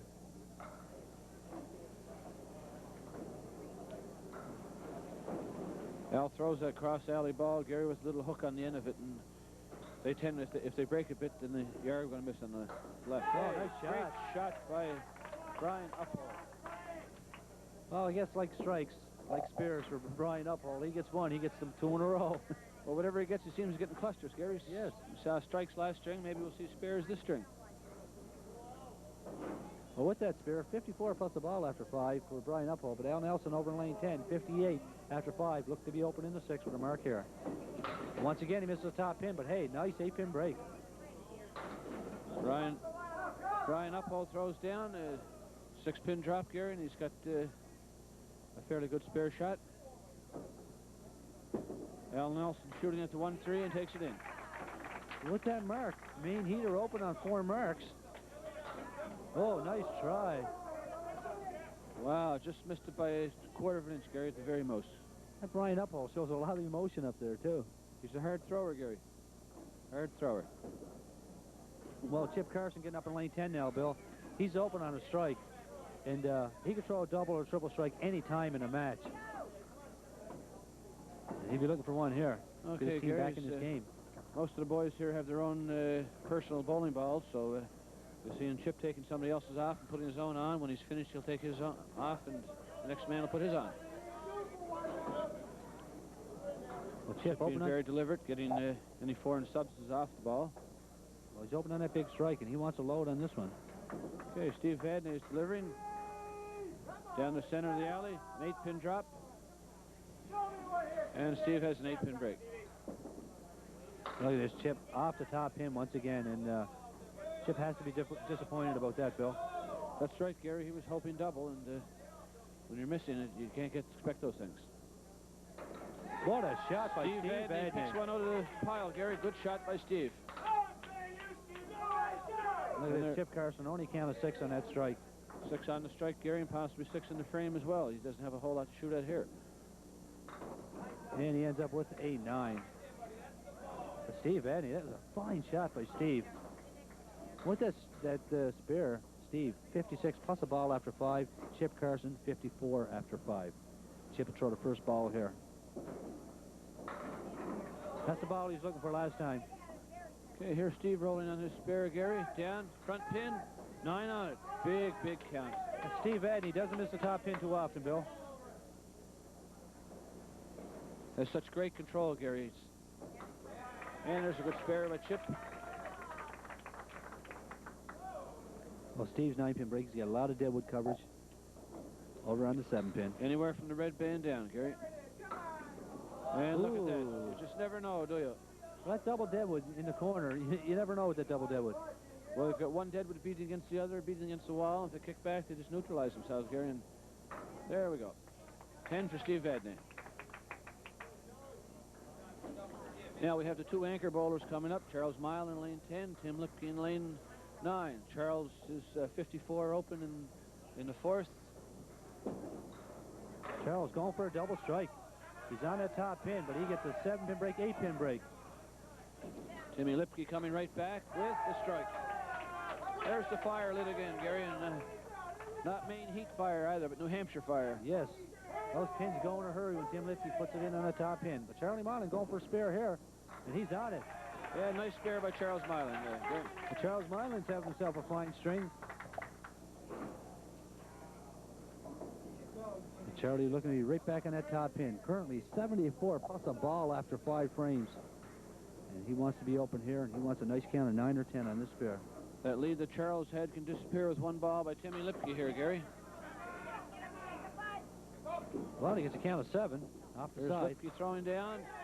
Is it a double? Amazing, Gary. Amazing. Charles Milan had a big lead on Timmy Lipke. Lipke throws a strike, 9-pin break on it. Had it been another strike, would have been a tie game. Well, Tim Lipke, the 9-pin break he's got there, Bill. He's got the 5-pin, but that deadwood, he's going to have to play it over in the left-hand end, I would think. Charlie Milan going for the spare. Nice try. Lipke delivers. Nice shot. Takes it in. Well, he went on the left-hand end of it. I tell you, Tim Lipke went the first 4 frames without a mark, and that's probably the first time I've seen him go 4 frames without a mark. Gary, I'm sure you could put a needle up there, a sewing needle or a knitting needle, and ask anywhere on the alley and ask Lipke to hit it. He'd hit it dead center, I'm sure. That's for sure. Fantastic display of bowling. Okay, we've got Lipke 69 open in the 6th, Milan 91. Well, getting up now, lane number 10, Bill Gover. And looking at a monitor, New Hampshire, they were down 12 after 4 frames, or after 6. Now they're up 8 pins in their string, so overall, they have a 90-pin lead. And look at this, Bill Gover open on a mark, big count of 8. Okay, 98 pins overall right now, Bill. James Milan throwing down. He's got the 5 in the corner. Additional pressure, 7-pin drop. Straightforward forward shot for Bill Gover. Just wants to be on that 5-pin. He has a spare. He has it. Gover keeps the pressure on. Milan throws down, converts his spare, Gary. Well, Bill Gover having himself a fine string. He's 112 open after 7 frames. 42 pins over. 42 pins over, Gary. He can spare out and end up around 170. Which is kind of a nice neighborhood to be in. That's for sure. His team with a 90-pin lead, but Maine Heat have 4 marks open to New Hampshire's 2. Yeah, once again, right on the top pin. 6 on the spare. Leads a tough 2-2 split. Right you were, Gary. James Milan throwing. On the front one, 9-pin drop. There's a gain of 3 in that frame, Gary, and possibly pick up another mark in there. Oh, nice try. Went on the outside, and he takes 2, and he'll be playing for 10. Okay, an important shot here for James Milan. Gary, he's got the 3-pin by itself. Throwing down. And like they say, the rest is history. Yes. Well, with that spare, James Milan goes to 106 plus after 8 frames, and with that 10 for Bill, 128 after 8 frames. Mike Poolin getting up here. He's 82 after 6 frames. He's also 22 pins over. Right you were, Gary, and we've got Mark Smith in lane 9. He's got 3 marks in a row, all 9-pin breaks. Mark throws down. He's off to the right, but still gets 6-pin break. They both have the same break, Gary. Mark's is complicated a little more by the fact he's got some deadwood stuck in there.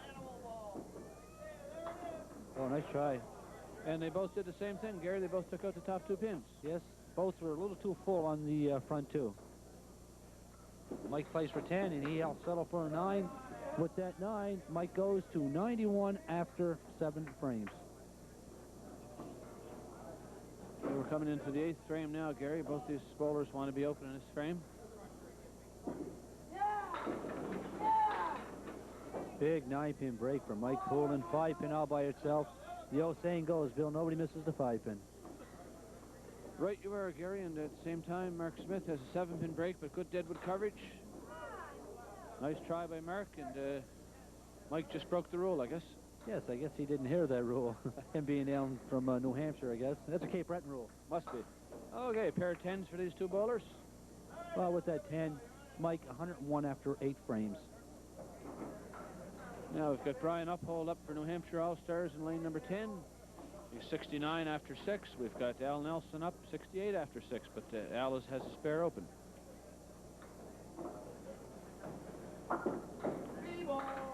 Right on the top pin for Brian. He leaves himself a tough 2-1 split, but he has a piece of deadwood he might be able to throw. Okay, Brian, let's go. Down on the front one. Takes 5 out of the middle. Gary, tough break for Brian. Yes, tough break for Al. Good break for Brian with the wood. Well, Brian's wondering whether to play the 2, split them over, or throw it at deadwood, Bill. Well, he's got a decision to make, Gary, but I think you probably see him on the wood. There we go. Yeah, trying to open them up. Wood and pin at the same time. Well, for any viewers who have tuned in late, this is the 1991 Labatt's Lite World's Candlepin Bowling Championships. New Hampshire All-Stars bowling against Maine Heat in their second string of a 3-string match. The winner will advance to our next match against Alfie's Club 57. We have $25,000 in prize money. The winner getting $10,000. Okay, Gary, there's a 10 for Al Nelson, 9 for Mike Poland.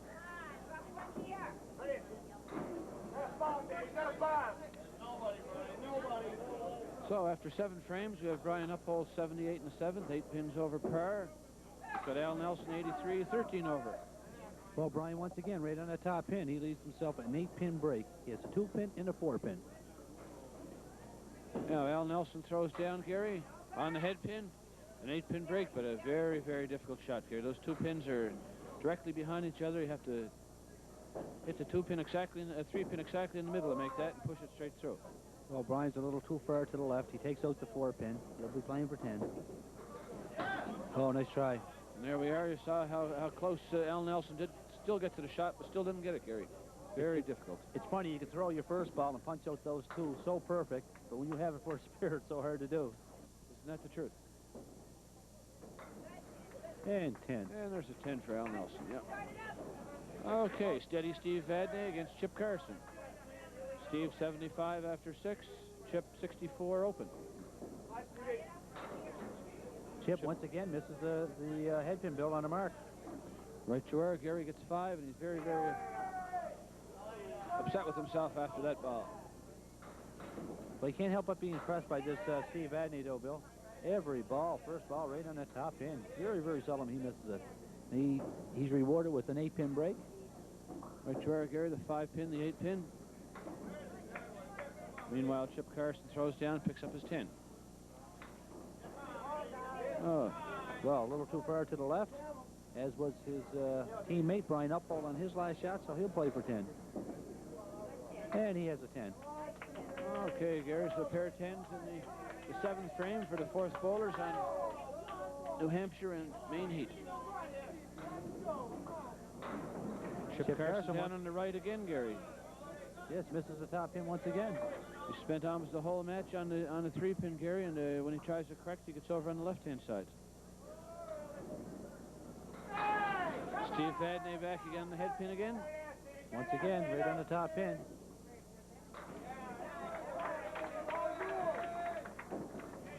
Well, spear for Chip Carson and spear for Steve Vadney. All over that 9-pin break.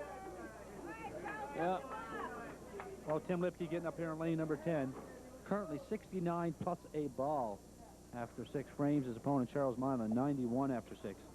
Okay, Charles leads Tim by 22 pins, Gary, and Tim will be looking to chip into that lead right here. Well, Tim striking a 9-pin break his last 2 frames, and he's looking to load up on that spear. Once again, back on that top pin. Big count of 8. Okay, here's Charles getting set in lane 9, concentrating very intently. Throws down on the head pin, 8-pin drop. Well, Tim Lipke's going to have to perform a little bit of surgery if he wants to convert this for a spear, Bill. Oh, nice try. Great try. Now, Charles Milan's got the 9-pin and a 10-pin. Gary's got a deadwood out front. If he can catch that on a tip, he should be able to spin it in and have himself a nice spare shot. Oh, he was out at the end, but not far enough, Gary. Yeah. And 10 for Tim Lipke with that 10, 87 after 7 frames. Go, Terminator, go! Collar up there, guys! And Charlie Mylan will play for 10 here. If he can get 10, he'll be 101 after 7 frames. Second string of a 3-string match.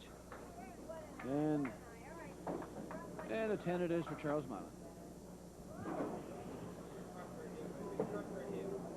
So not too many marks, Bill, the last couple of frames. The teams have time to... No, New Hampshire in the last 9 frames, Gary, picked up 2 spares. Maine Heat in the last 9 frames, they've picked up 3 spares. Tim Lipke's down the corner, but look at this. 9-pin break in Deadwood. When you got stuff on your ball, as Tim does, you expect these things.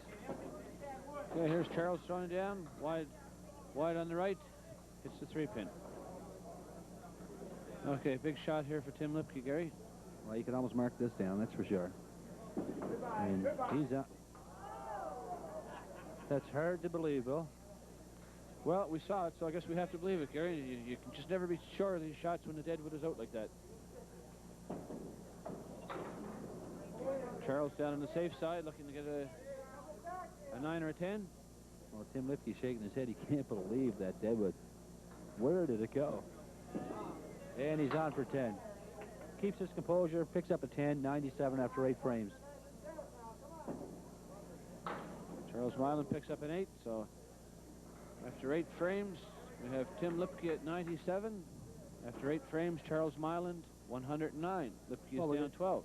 We'll get a count any moment here, Bill, and we'll see just how close this game is. There we are, Gary. We have 504 for Maine Heat, 509 for New Hampshire All-Stars, 5-pin advantage for New Hampshire. So New Hampshire trying to add to that 82-pin lead. It's up to 87 pins now. But 9 on James's spare will cut that down.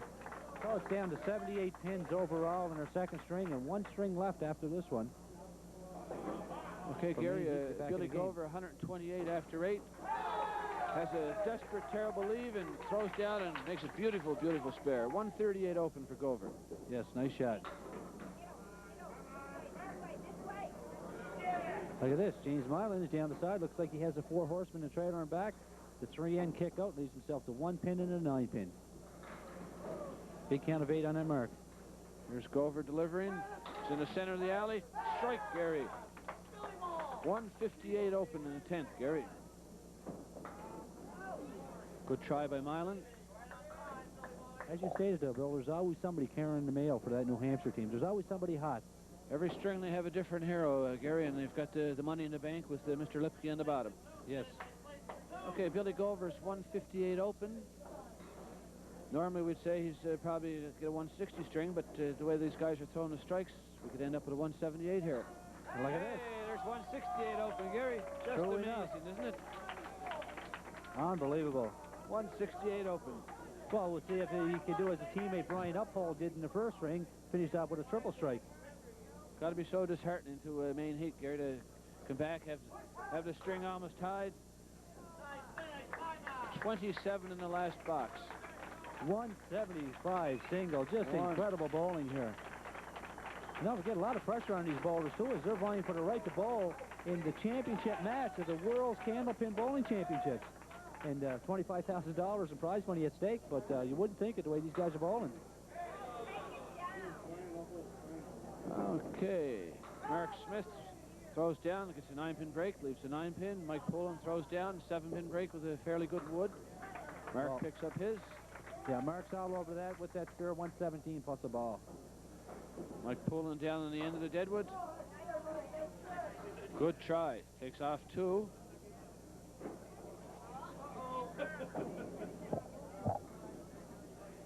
Mike Poland gets a 10.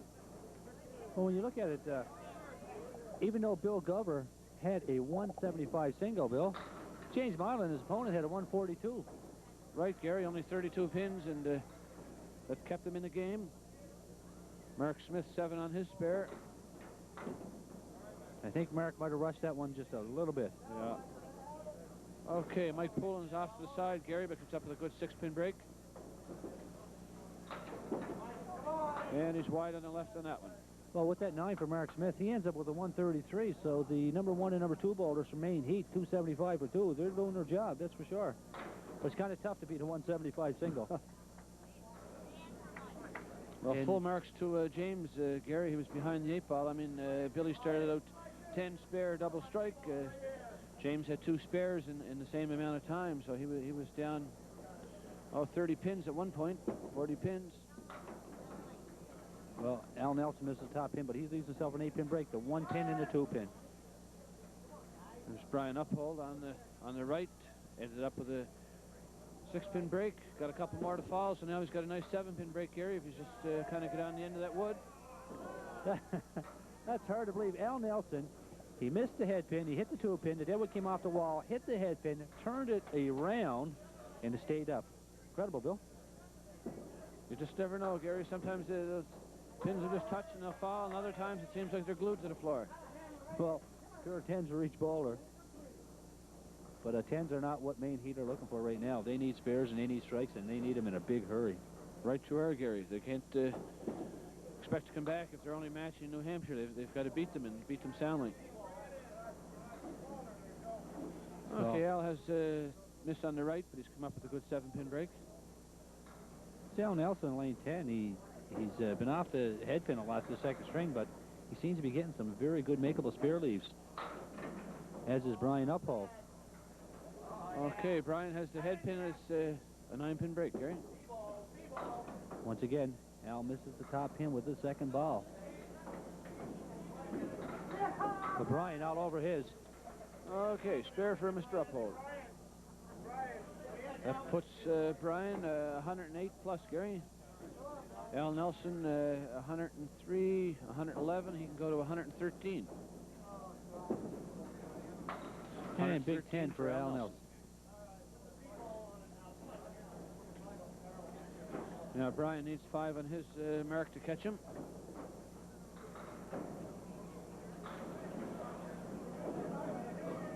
Well, Chip Carson getting up here in lane number 10. Chip Carson's a little anxious there.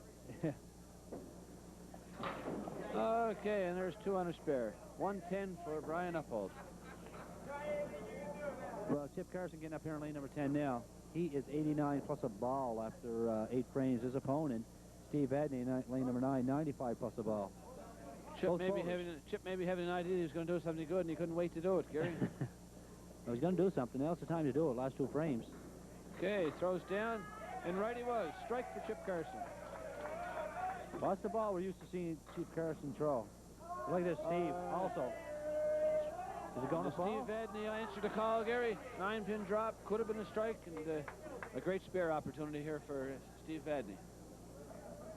Big 9-pin break in deadwood.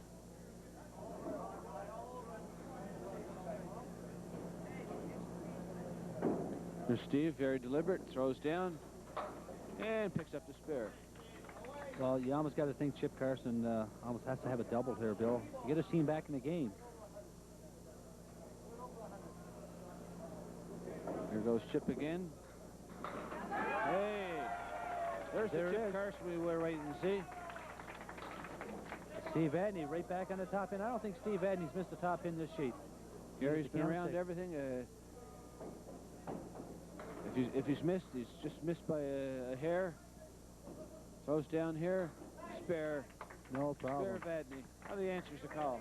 Well, with that spare, 130 plus he's open. But Chip Carson open on that double strike.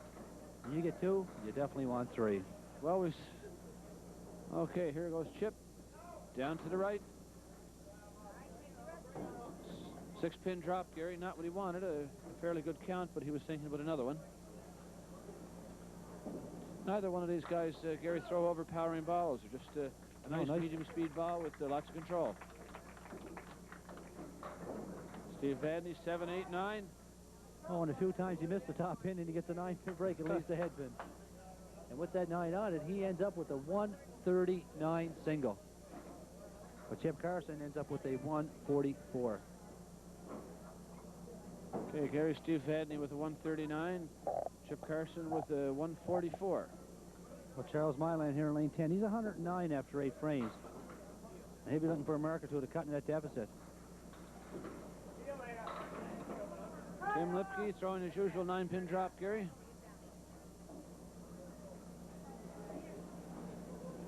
Okay, Charlie has the 4 horsemen plus the 8-pin, Gary, but he's got a good deadwood to hold in the pins. He can get on the side of it. And there we are. We'll see how that deadwood held that shot in. Oh, Tim Lipke, for one of the rare occasions, misses a 9-pin break. My goodness, Gary. Maybe we'll mark this down on the calendars. Very rarely do we ever see that. And misses the second time. Well, I guess anybody can miss, Gary. That's, I guess, the name of the game. Well, it goes to show that they're only human, I guess. Thought he's a robot there for a while. Well, the boys on the team from New Hampshire were calling him a Terminator, so they certainly know what he can do. That's for sure. Well, Charlie Milan up here in lane 10 wants to load up on that spare. Got to be on that top pin. Takes a lot of time, very deliberate up there. And he's in the pocket. Big 9-pin drop for Charles Milan. Lipke back on the front pin, 7-pin drop. Okay. Charles Milan has a good deadwood there, Gary. It's just focus himself in on it and go right down the channel. Yes, just use that deadwood as a guide. And he's on it, no problem. There we are. Stick the deadwood in the pin. Tim Lipke throws down all over the front pin, but a little light on the front one. The last 2 frames here, the Maine Heat have picked up a lot of pins. Well, Gary, if it hadn't been for that double strike of Billy Gover, Maine would have taken a considerable chunk out of New Hampshire's lead. That's right. But as it was, 27 pins in 1 frame makes a big difference. Well, right now, my Maine Heat are up 9 pins in this string, and Charlie Milan's open. So that'll take the deficit down to 73 and 6. Take it down to about 67, 65 pins. Charles Milan, 146 for Charles Milan, Gary. 146. Well, we're going to pause for a second once again, Bill, and we're going to come back with the scoreboard, and we'll go over the scores and back with the scoreboard in the 3rd string after this brief pause. So please stand by.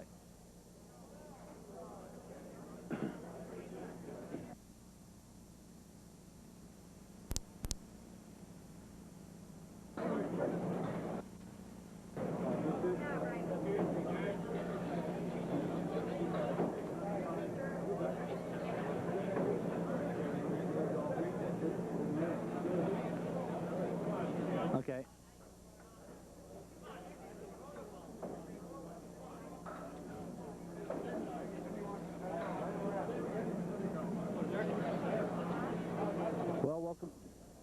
Welcome back once again, ladies and gentlemen, to our 3rd string, and we'll just give a recap of that 2nd string.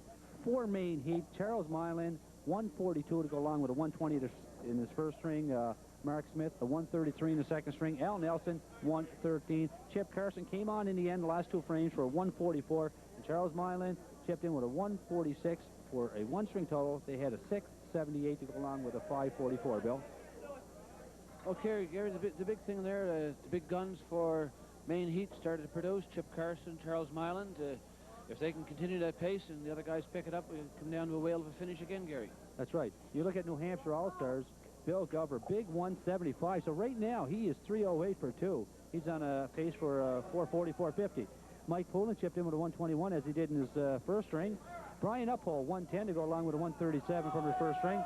Steve Vadney on the top pin, as always, 139, go along with a 120. And Tim Lipke off a little bit that 2nd sheet, 116 to go along with a 148. So he is 264 for 2. Yeah, Tim is only 264 for 2, Gary. It's only a 132 average, so I guess we say he's slipping a bit. He normally has a 134 average. But the main thing is Maine Heat picked up 17 pins in that sheet, so it's only 65 pins overall. And we know Maine Heat, they had some big chuckers on their team, as Chip Carson and Charlie Milan and James Milan. They'll have to get bowl as they did in that 2nd string to get those pins back. But New Hampshire All-Stars, they'll be looking for big and better things from Tim Lipke. This string can't get anything bigger than what Bill Gover did in that 2nd string 175 single. Right you are, Gary. 65 pins can disappear pretty quickly with the guys of this caliber, but we've seen New Hampshire last night. Cape Breton Merchants were threatening. They took a lead away from them, got their own lead, and then New Hampshire roared right back. So Maine Heat are definitely behind the 8 ball right now. That's for sure. So 65 pins overall going in the last string, and with that we're going to get our 2 bowlers, leadoff bowlers, up to bowl the first 2 frames of this 3rd string. With New Hampshire All-Stars up 65 pins in this championship match in the left division, the right to bowl in the finals in the World Championship. Okay, Gary, here's the opening ball from Billy Gover. On the front one, 7-pin drop, 2-1. Well, Bill Gover, 303 for 2. Setting an incredible pace there. Charles Marland, heavy on the front pin, 5-pin break, tough spare. Oh, nice try. There's James throwing down now. And takes one off the right. Well, nice 10 for Bill. It's the way he started out last sheet, Bill, but only a second, third, and fourth frame, spare double strike. Right, so you are, for a mark here, second frame. Okay, meanwhile, James gets an 8, and that's not what he's looking for. Well, I got to think the first 4 or 6 frames here, Bill, that the Maine Heat are going to be looking for some pins to cut off that deficit. They want to be up 30 or 40 after about 4 or 6 frames if they can. And Bill Gover, off the top pin, leads the 4 horsemen, the trailer over on the right-hand side. Okay, James Milan throws a big, huge strike, which is what the Maine Heat want, Gary. Well, that's what the Maine Heat need. And right. The good thing for Maine Heat is that they're 2 big guns. Charles Marlin and Chip Carson came on really strong at the end of that second sheet. Well, they're definitely pumped after that, Gary, and if they can get one more guy to come hard, Maine Heat are right back in the game. For sure. Well, Bill Gover ends up with a 10, so he's 20 after 2. And now getting up in lane number 10, Mike Poulin. He had a pair of 121s his first 2 strings, so pretty consistent. Right on the top pin, big 9-pin break. And Mark Smith in lane number 9, Gary, throws down a 7-pin break, but it's more like a 9-pin break because of the coverage he has the deadwood in behind. And Mike's all over it. Mikey likes it. Mikey likes it. Okay, Mark misses his, Gary, when Mike picks up the 9-pin drop, and slight advantage now to New Hampshire. 9 for Mark Smith. Well, big spare for Mike Poulin. He's bowling on that here, and he'll look to be back on the top, looking for a count of 9 or 10, and hey, he's right on that top pin. And he gets a nice count of 6, but a difficult spare lead, Bill. It is, Gary. Here's Mark delivering. On the front one, 7, 8. 8-pin drop, Gary, but the deadwood was all set up. It looks like a great spare break for him. Oh, nice try. Whoa. Hard to believe that pin would be the one that would stay, Gary. Here's Mark delivering, and down it goes. That shot of Mike Poulin, that pin just flew right in front of that 9-pin. But he'll try for 10 to be 26 after 2. And he'll settle for a 9-25 after 2. So right now, the early goings, first 2 frames, first 2 bowlers, both bowlers on Maine Heat are open on marks. Brian Uphole getting up here in lane number 10. He had a bit of a tough string, that second string, Bill. Right you are, Gary. On the front one, 7-pin drop. Now Al Nelson looking to get his game going. On the front one, slashes 7 out. He's got a difficult deadwood there, Gary. It's going to be a hard shot for Al. Oh, nice try. Nice try. Al Nelson delivers wide to left. That's a difficult deadwood he's got out in front.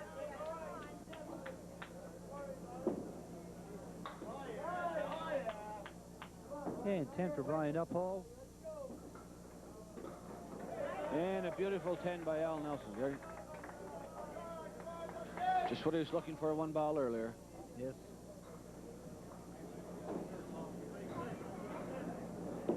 Brian Uphole fires on the front one. Oh, these are tough 2-2 split. There's Al Nelson with a big ball down the center. Steve Reich, Al Nelson. Well, I tell you, don't look now, but Maine Heat are starting to put their bid in. They have 3 marks open. What a shot by Brian Uphole. What a shot, 2-2 split. Quite a perfect, and what a shot, Bill. Fantastic, Gary, fantastic. You can't count any of these guys out. There's no break too tough and none that they can't make. Steve Vadney getting up here in lane number 10 against Chip Carson in lane number 9. Yeah, Steve is up there, Gary, taking his time. He's taking a little practice slide, and when he's ready, he'll go. Chip Carson throws first and gets a 6-pin drop, 3-1. Well, for one of the few times in the match, Steve Vadney misses a top pin, but he leaves himself to 4 horsemen. And I got a feel that he'll be all over this. There's Chip throwing down, and he picks out 1 pin out of the middle, Gary. Oh, tough break for Chip Chance for Steve Vadney to pick up some ground. Ooh. Looked like he went on the outside, and he missed her wide. Well, that's the chance you take, Gary, when you play it outside. You make the spare more often, but you also miss more often. Meanwhile, Chipper Carson's back with a 7 frame. And there's Steve Vadney down the side to take your basic gain. He was just looking for a 9 or a 10, Gary. That's for sure. Nothing fancy on your third ball there. Yeah. Okay, Chip Carson delivers. He's on the front pin. 8-pin drop. And a couple deadwood. Well, Steve Vadney looks to get back on that top pin. And he's back on it with a 9-pin break. Leaves a 7-pin in the corner. Has a little bit of deadwood that's up from it. Just wants to go right at the pin. Okay, Chip throws down. Makes a nice spare. How often have we seen Steve Vadney do that, Gary? Somebody gets up, gets a spare or 2 against him. He comes right back. Ooh. Hard to believe. Well, right now, Maine Heat have 4 marks open. 4 marks. All-Stars only have 1 open. That's right, Gary. They've got 4 marks, 8 frames. New Hampshire have 2 marks and 8 frames. Well, Tim Lipke coming up here. He's a stabilizer in this match, Bill, I feel. Well, he's the guy they're going to look to, Gary. Every team has a leader, and Tim is certainly the leader on this New Hampshire team. Well, Charlie Milan in lane 9, he got his game going in that second string with a 146, so. Charles delivers on the front pin. 8-pin drop. Well, a pair of 8-pin breaks. Tim Lipke just wants to be on the top pin. This should carry through, but he misses it. Hold your tickets. Hold your tickets. Sometimes it's not a matter of you miss, if you miss by enough. Well, it's down, Gary. That's what counts. Here's Charles Milan on his. Hits his front pin too good. Kind of makes you wonder, Gary. A guy misses completely. Deadwood rolls back and you get the spare. You hit yours good and come up empty. I guess what comes around goes around. Tim Lipke had that 9-pin break back in the second sheet. Deadwood looked like it was all covered. Played the Deadwood, the pin stayed. He couldn't believe it. Now he misses a shot by about a foot, and he ends up getting a spare. Okay, Tim will be looking to bury this. His team is down by a mark right now, Gary. This will be a big lift if you can throw a 9 or a strike on it.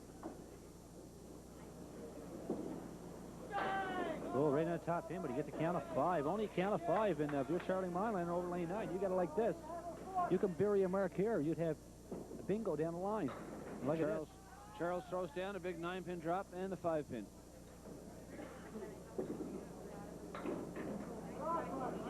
Well, you have to hand it to Charlie Milan here, Gary. He was had a normal first string. His boys were behind. They were a little flat. He assumes the leadership, takes over, and roars back with a big 140-plus game. And now he's looking like he's going to try to duplicate it. The 8-pin drop the first string, hit the first frame, hit the front pin, didn't get to spare, come back to the next with a 9-pin break, the 5-pin. He wants to convert this. Oh, and he missed. Oh, it's a tough break for the Maine Heat team. Uncharacteristic miss there, Gary. Tim Lipke throws down, takes out 2.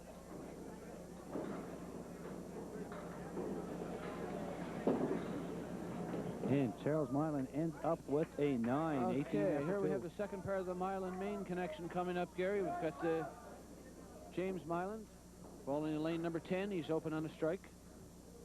And what a big lift to his team if he can put a double strike in there. But looking at our monitor, New Hampshire's picked up 15 pins so far in this string. But Maine Heat are open on 4 marks as opposed to 1 for New Hampshire. Okay. One of those marks right here, James Milan's first ball way down the corner, Bill. Not what he wanted to do. Well, the good thing about that, Gary, you're open a strike. If it was a spare, you'd only have 3 on it, but James threw a good pocket ball the next one and ended up at 9 on his mark. Meanwhile, Billy Glover had taken 2 out, came back and almost spared that. Threw down, got 7 more for 9, picks up the 10. Great bowling, Gary. Well, Bill Glover with his 10, 30 after 3. James Milan, 36 after 3. James be looking for a mark here, try to cut in that deficit. Right back in that top pin. He leaves a diamond cluster over on the left-hand side. Billy Glover throws a little to the right, Gary, but knocks down 6, 7. Bill seems to have lost the top pin in this third string here, Bill, so far. When you throw as hard as he does, Gary, it's not hard to miss for a box or 2 or 3 and then come right back and adjust. There's so much more pressure put on everything when you're throwing as hard as he does. Hey, James Milan has an 8 box in the the fourth frame, Gary. So Bill going for spare. Nice try. Fine shot. So we have James Milan 44 after for Gary, and Billy Gover. He's 310s, first three frames. Looking to pick up possibly a 9 or a 10 in this one. Yeah, nice. And a 10. Perfect after 4. Billy Gover. 4 10s for 40. Yes, 40 for 4. Well, Mark Smith getting up here in lane number 10. He's open on a mark, and he's trying to cut into that deficit. He wants a big load on it here. Well, we saw him throw all kinds of 9s last string, Gary, so that's the ball he's been looking for now. He's down on the front one, and another 9. Well, 9's got to be wild for him. Well, look at this, over in lane number 9. Big strike. Mr. Poland looking at a 9-pin break in the opposite lane. Hey, what's he do? Throws a strike, bang, away she goes. Well, Mark Smith all over that 9-pin break, no problem. It's funny, Gary, how some fellows get a lot of strikes, other guys get a lot of 9-pin breaks. There's no appreciable difference in the hit that anybody can see. Yet there's Mark Smith with 9-pin breaks all over the place and very few strikes. Once again, back in that top pin. And this time, 8-pin break. 8 and a shaker, but he's got great coverage with the deadwood. Mike Poland throws a double strike. Wow. Well, that's a timely double strike. That might just be the one to do it, Bill. That's a timely double strike. Mark picks up his spare. That has to be disheartening to Maine Heat, Gary. They've mounted a big comeback, cut into the lead, and all of a sudden, Mike Poland throws double strike in the third and fourth frames. Well, Mark Smith just threw his hands up. He said, what are you going to do? 3 marks in a row, but he throws double strike. But Al Nelson for Maine Heat, up here in lane 10, he's open on a strike. So if he can throw a strike here, he'll counteract that strike that Mike Poland just threw. But he's not on the top pin. He misses, and he leaves himself to 1, 3, 7, 10. Brian Uphold opening his strike, Gary. 9-pin drop on Brian Uphold's spare. Okay. This New Hampshire team, every time a team tries to get back into the match, they let them so close, and that's about it. Then you try to slam the door on them. Well, every challenge has been mounted to them, Gary. They've met, and they've turned back. Brian Uphold a little to the left of the 2-pin. But he's still looking for a 10. Don't forget the winner of this match has to bowl Alfie's Club 57 for the championship. And we all know who's on that team. I mean, Dick O'Connell, what do you have, about 477? 477, 185 opener, double strikes, triple strikes, 6 or 7 marks in a row. Fantastic show. They have that father and son combination of Harry and Steve Renault. They have Al Johnson, consistent 130 average bowler. So the winner of this match is definitely going to have their hands full. Well, Gary's setting himself up for a great final. Right now, it seems like New Hampshire does have some momentum building again. Brian Uphold looking at a 9-pin break. Al Nelson misses his. Uphold's is in the bank. And don't forget the winner of this match. They will be bowling the defending world champs as Alfie's Club 57 won this tournament last year. And the $10,000 first place prize money that went along with it. Meanwhile, Brian Uphold in lane 9, you get that 9-pin break. He's spared up 30-49 plus a ball after 4. Al Nelson with his 9, he's 45. Beginning up here now in lane number 10, Chip Carson, 17 plus a ball after 2 frames. Okay, Gary, both teams have 6 marks so far, but of course the big counter is Mike Poland's double strike. There's Chip rolling down on the side, taking out 3. Not good. Steve Vadney once again back in that top pin. The 9-pin break leaves the 5-pin center of the alley, and I got to figure that he'll make this, Bill. Right, Gary, in the previous frame, Steve had the 7-pin with a deadwood on it and right in on it. Didn't have the luck, it didn't go, but there we are picking off the clean 5-pin. Yeah, well, he's all over that one. With that spare, 28 plus a ball after 3 frames. Chip Carson picks up a 10. He goes to 30 after 3 frames. Okay, here's Chip delivering. Tight on the head pin, Gary. A 6-pin drop, 3 and 1. Steve Vadney, boom. Big 10 strike. in the pit. Big strike. Well, it's 9-pin break, and strike. He's thrown in the last 3 frames. Gary, I'm enjoying the bowling in this match so much, but I can't wait until it's over so we can see who gets the bowl of Alfie's 57. What a final that's going to be here in the Heather Lanes in Sydney, Nova Scotia. Defending champions, Alfie's Club 57, meeting the winner of the Maine Heat New Hampshire All-Star match. Well, getting up in lane 10, Charles Milan, 18 after 2 frames. His opponent, Tim Lipke, over in lane 9, 24 after 2 frames. Charles Milan trying to get his team back on the right track here with a mark or 2. Okay, Gary, right now we've got 5 straight marks for New Hampshire against 2 for Maine.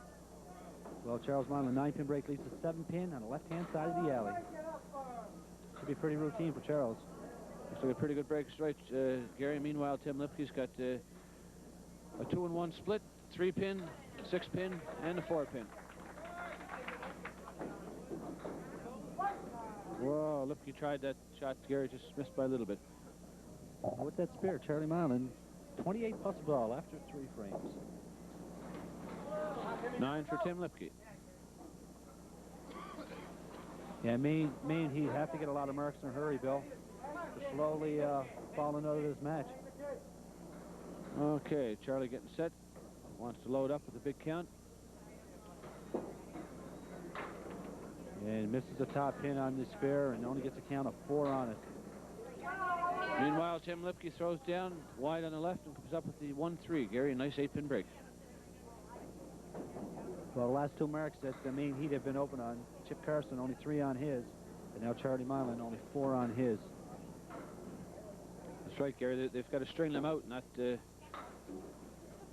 fight to come out of the frames with a 9 and a 10. And Tim Lipke puts a cap on his 8-pin break, gives him 43 plus after 4. Well, you got to get full marks this Maine Heat team, Bill. They came first in their division, and they had a buy into to get into this round. But I mean, you come first in your division, you got to do some incredible bowling to get there. Come all this way and, you know, just run up against a hot New Hampshire All-Star team. Right you are, Gary. These guys bowl each other throughout the week. They had nearly identical records, and Maine still edged them out. Okay, Gary, after 4 frames, we have identical scores. We have a tie right now, but New Hampshire have 4 open to 1 open for Maine Heat. In New Hampshire have that 65-pin lead from the previous 2 strings.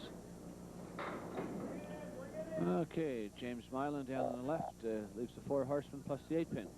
Well, Bill Gover, 2-and-1 split. Nice try. Nice try. James well, for any viewers who have tuned in late, this is the 1991 Labatt's Lite World's Candlepin Bowling Championships coming to you from the Heather Lanes in the Sydney Shopping Center. New Hampshire All-Star 65-pin lead after 2 strings, bowling against the Maine Heat from Maine. And the winner of this match will bowl in our finals against Alfie's Pub 57. $25,000 in prize money at stake, plus the bragging rights to be world champs. Okay, Gary, there's Billy Gover down on the left side and comes up with another 8-pin break, 7-pin, 10-pin. James Milan delivers on the front one and a 6-pin drop. Well, Bill Gover here, Bill, is he going to play it on the right? No. Left. You played it in the perfect spot, Gary, wherever he decided that was the spot, because it went very quickly as we saw. Never go in a hurry. Okay, meanwhile, James throws down and misses his 6-pin drop just by a bit to the right. Now with that spare, Bill, 58 plus a ball after 6 frames. With a 9 for James, he goes to 62 after 6. And Mike Poolin getting up here. He's open on that big double strike. Well, the question we have to ask now, Gary, we're going to see a 3-striker. To the wide to the left. Big count of 6 on. Mark Smith throws down. And another 9-pin break for Mark Smith. Just incredible, the 9s he's throwing, Gary. He can't seem to get that extra pin to fall, but anytime you throw 9-pin breaks, you can't be disappointed. And he missed. Nice try, Animal. Nice try. Bill, we've had, so far in this match, we've had 3 double strikes and 1 triple strike, and it's all been on the New Hampshire side. That's right, Gary. Yeah. But the other double strike was Chip Carson. He threw 1 for Maine Heat. So, I mean, you know, you throw three double strikes and 1 triple. Pins are going to add up in a hurry. Now here's Mike Poland right back down the head pin, Gary, a 3-and-1. That would, if he can get the 2-pin on the outside, he should make the spare. Mark Smith is thrown down on the head pin. And another 9-pin drop. Yeah, have you ever seen the like? I wish we were counting them, Gary. It seems like every second box, Mark Smith has a 9-pin break. Oh, Mike, a little too far to the left. And Mark's on that one. Make no mistake about that one. With that mark, 85 plus a ball for Mark Smith.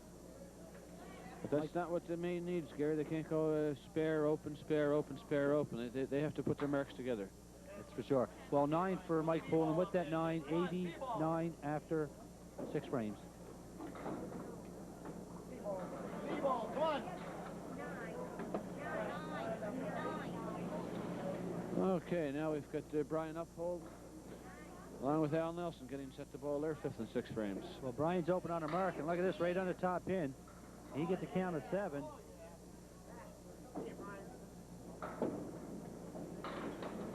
Al Nelson heavy on the 3-pin, Gary. Yes, Al Nelson misses the top pin, and okay, Brian's going to have to go down deep in this one, Gary. Bingo, too high, no shot.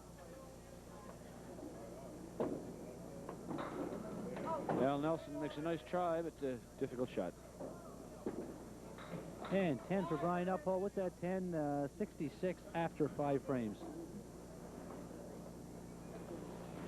Al Nelson throwing down at the 6-10 and takes it in.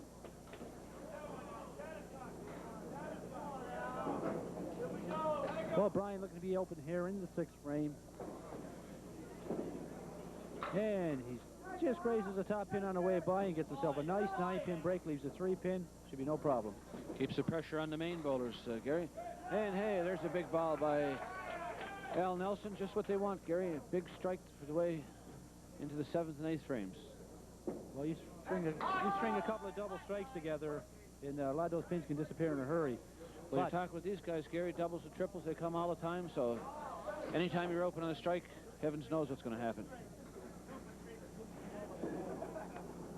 Well, Steve Vadney getting up here in lane number 10. He's open on a strike. He got spare strike his last 2 frames. He'll be looking for a double time. In the meantime, Gary, Chip Carson went out in front, wide to the right, and they got a 7-pin drop. Chip picks up his spare, Gary. Well, Steve Vadney with his first ball, he missed the top pin, but he leaves himself a very, very makeable 6-pin break. Just wants to be on that top pin, split the 1-2, should carry through. Right to where Gary's got lots of deadwood in behind there to keep the pins flowing into the rest. So if he can get the front one, he should make the spare. No, it's a little wide, but 9 on the strike. Chip Carson wasting no time at all. He loads up and gets 5 on the spare. Chip gets 5 in the spare. Gary's got the 5 in the corner. Steve gets his 10. Chip on the front one, but that being a difficult shot, leaves the 9-pin. Well, Steve Vadney, 67 after 5 frames. Look for a mark here. Want to be open in the 6th frame. And he misses the top pin. He leaves himself a 6-pin break. Okay, it's kind of hard to stay up with Chip there, Gary, but he just got a 10. Yes. Steve leaves the 1, 3, 4, 7. Wants to be on that 1 pin, and he is. A nice shot. Beautiful shot, Gary. On the outside, ball kicked over and took the 4-7. Textbook shot. Well, New Hampshire giving Maine Heat no chance at all to get back in this match. Right now, New Hampshire All-Stars have 3 marks open in the 6th frame, and Tim Lipke getting up here in lane 10. He's open in the 4th frame. Well, we've seen it so often, Gary. Every time somebody will mount a challenge, New Hampshire seems to turn their game up a notch, and away they go. What a fantastic match we've got coming up, Gary. Well, there's an 8-pin drop for Tim Lipke. Yes, he missed the top pin, but he leaves the 1-2. Very makeable shot for him. Charles Milan down on the front pin. 7-pin drop. Good spare shot for Charlie. And Lipke gets an extra little carry off the backboards and ends up with a spare. Gary, I don't know if it's any indication, but I noticed Tim Lipke with a slight limp there when he came back. I don't know if he's having knee problems or leg problems or what. But he was, well, I know over the last few years, a few of the bowlers were saying that Tim Lipke has had knee problems before. But right now, he's 61 plus a ball after 5, so he's on the pace for 130, 140. So. Okay, here's Tim in the delivery. Fires down on the front pin. Big 7-pin drop. Charlie Milan open on his mark in the 5th frame, 51 open. Throws down, a little to the left, but gets a great break. 7, 8, 9, 7, 8. Tim Lipke got an interesting shot here, Bill. Is he going down on the right-hand side? I would say you're right, Gary. I think you'd see him slide that down maybe on the 10-pin. Oh, nice try. You want to get alongside that deadwood, Gary, and shoot it across. But yeah, it seems like he hit it up on the nose. You can hear him saying to his teammates that he just missed it. Yeah, not by very much either. Okay, here's Charles with a good 8-pin break. 6-pin to 10-pin with a complicating wood out in front. And Just gets by it just as he had to be, Gary. Precision shot.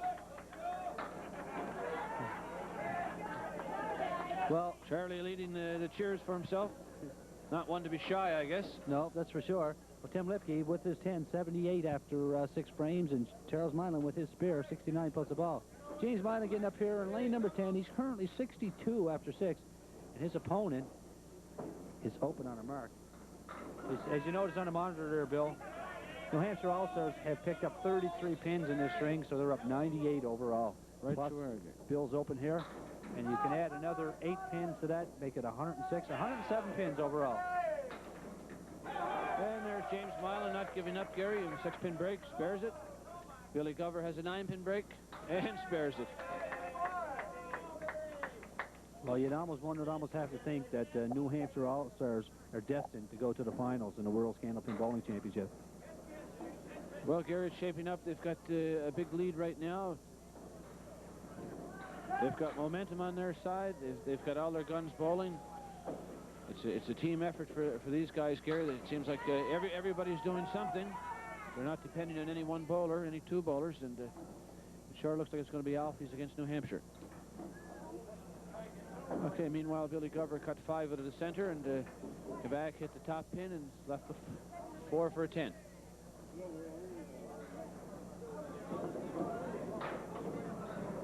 Billy takes the front pin out again. He has the 7 against James Milan's 10. Well, with that 7, Bill Glover, 89 after 8 frames. Right now, all he needs is 8 pins in his next 2 frames for a 400 triple. Well, these 400 triples are commonplace, Gary. We've had one every game now. Some games we've had 2 and 3. Yes. Mark Smith throwing down. Takes out 2 on the right. Mike Pullen throws, 9-pin drop.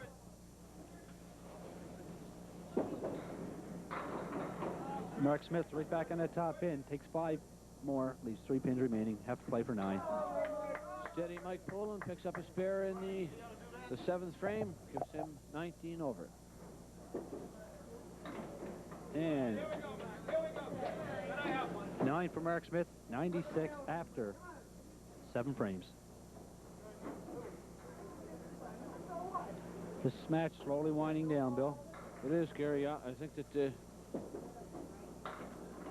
Bangor team, Maine Heat, seems to realize that their fate has been sealed, and they give it a great try. But here we are, Mike Pullen keeping the pressure on, 9-pin drop. Big 9 on the spear, 108 after 7 frames. Bangor didn't come out strong, Gary. I refer to Bangor. Of course, that's the Maine Heat team. They didn't come out firing in the first game, and got themselves behind the 8 ball. And like I say, this New Hampshire team, every time they've been challenged, they've answered it. So when you dig yourself a hole against these guys, you're putting yourself in a bad spot. But when you get down 60, 70 pins to a team of this caliber, it's so hard to come back. Because these guys are getting marks almost every second frames. You'd almost think there's more marks than there is non-marks sometimes in some sheets. And, you know, you almost got to get a mark every time just to cut into that deficit. Right you are, Gary. There's Al Nelson taking 3 out of the center. Brian Uphold down on the front pin. And a 9-pin drop for Brian. Of course, he's on a spare. That takes him to 85 in the 6th. And Al Nelson, he was on a strike, and what a tough break right through the middle. So he only gets a count of 6 on that strike. All right, Brian Uphold converts his 9-pin break, Gary. So back-to-back spares for Brian Uphold here.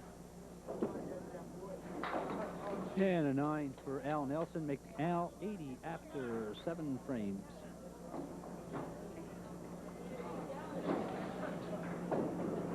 Okay, after 7 frames, Al Nelson is an even 80. Brian Uphold is 95, working on another ball. Now missed the top pin, 4 horsemen in the trailer and back. Brian also missed the top pin. It's identical break. Same break, Gary. That 5 puts Brian 100 after 7, 30 pins over par. Ooh. Brian Uphold misses to the right, and he's got a good shot at a 10, leaving the head pin. Shaping up to be some final, Bill. New Hampshire All-Stars, Alfie's Club 57. Defending world champs, Gary, against one of the strongest teams here, New Hampshire All-Stars, team from New England area, and here Brian has a 10, 110 in the 8th. We see New Hampshire being a fast-starting team, Gary, and we know that Alfie's Club 57, they bowled last night, and they just came out of the chute with 6, 8, 10 marks in a row. Well, you know where they're going to go. Alfie's Club 57, they have the high pinfall overall for the tournament. They had the highest pinfall, 21,037 pins. And New Hampshire All-Stars, 2,909 pins. So the only difference about 100 pins, and New Hampshire had the third highest pinfall. Right you are, Gary.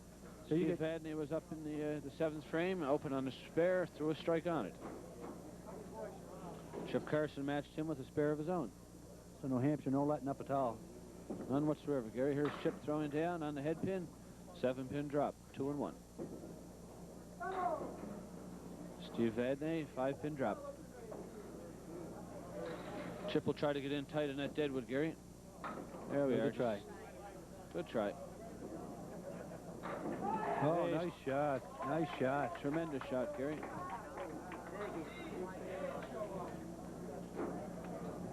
Just no let up in this team, Gary. Just no let up. Of course, what they're trying to do now is build up momentum to take into the next game against Alfie's Club 57. Well, New Hampshire All-Stars, to have such a consistent team, once you get by their #1 bowler, Tim Lipke, 134.1. The other guys, 127.5 for Mike Poulin average. And John Thomas, who has not bowled in this match, is 125.1. Steve Vadney, 125. Brian Uphold, 124.9. And Bill Glover, 122.7. So a lot of very consistent bowlers. Look at Tim Lipke over in lane 9. Big strike. Strike for Tim Lipke, Gary. Charles Milan was open on the spare, threw down, and got a terrible, terrible break. Great head pin hit.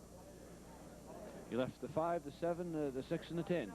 Well, when you look at Maine Heat's roster, Chip Carson, 133.5, so he's the big gun on that team.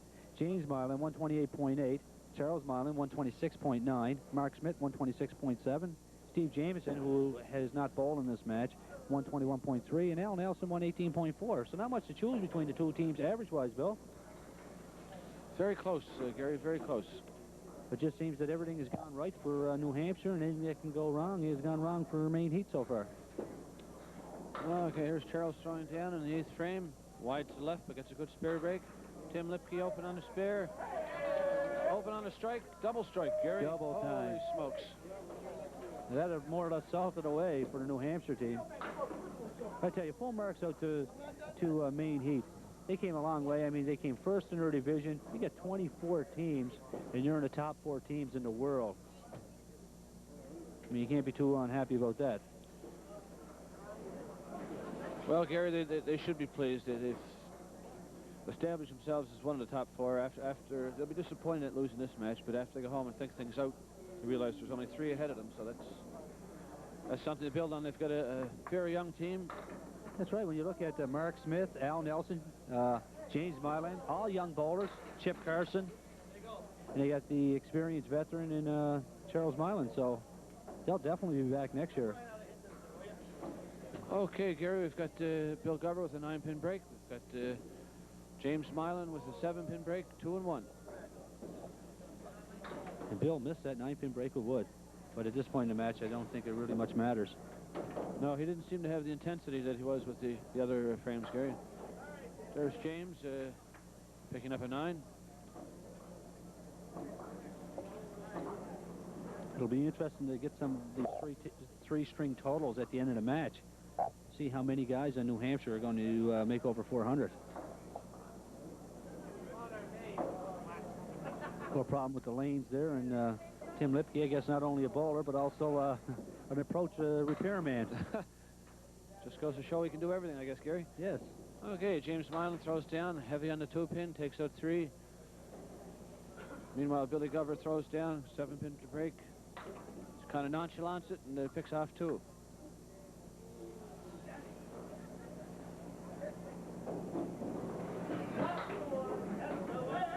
Milan makes That's a lovely shot, Gary. Nice way to finish up the tournament for James Milan. That's for sure. Makes a tough spare, and that's a good way to go out. You see the crowd back there giving him a nice round of applause, and it's really nice to see. Okay, here's James throwing on the front one. And 9 and a shaker, Gary. 115 for James Milan.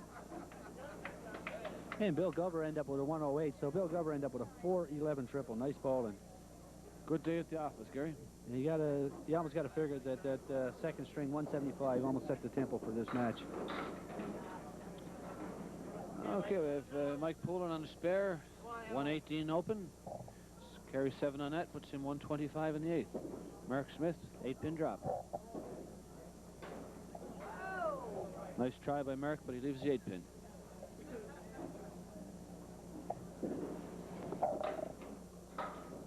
Okay, Mark throws down, picks up a 9.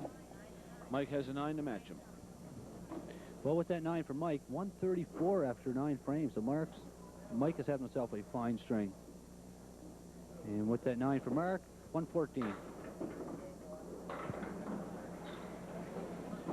Okay, now Mike Poulin has a 7-pin drop, Gary. They're all together, a good spare shot, while Mark Smith has a 2-and-1 spare break. Harder one to convert. Oh, nice shot. Well, Mike's all over that. 144 plus the ball, Bill. 6 or better for a 150 plus game. Mark Smith throws down, makes a nice 9, Gary. New Hampshire seemed to be getting it from everywhere. Okay, here's Mike throwing down. 6 it is. Just your basic 150 game, Gary. Nice round number. So at that 150, 392 triple for Mike Poulin. So you get your 2 bowlers. Your leadoff bowler bowls 411. Your number 2 bowler 392. Well, they're on a 2,000 pace, Gary, or at least a good 1,900 game. Tim Lipke is ho-hum, go over 400 again. Al Nelson, an 8-pin drop.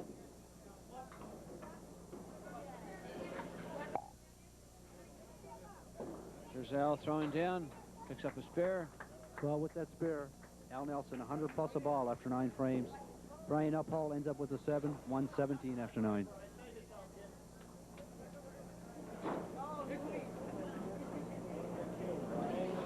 And Brian be looking to end this match with a mark. It'll be nice little lift for him, Gary. As we know, Brian's going to be back in their next match, as New Hampshire All-Stars are going to be bowling against Alfie's Club 57. Okay, Al Nelson throws down, 6 on the mark, leaves the 4 horsemen. Brian Uphold has the 1-pin, the 7-pin with a good deadwood to help out. Yeah, wow, all around that 7-pin. It's hard to believe with that deadwood back there, Bill, that shot doesn't go. It is so, Gary, and there's Al Nelson making the 4 horsemen. So he's gone out with the spare.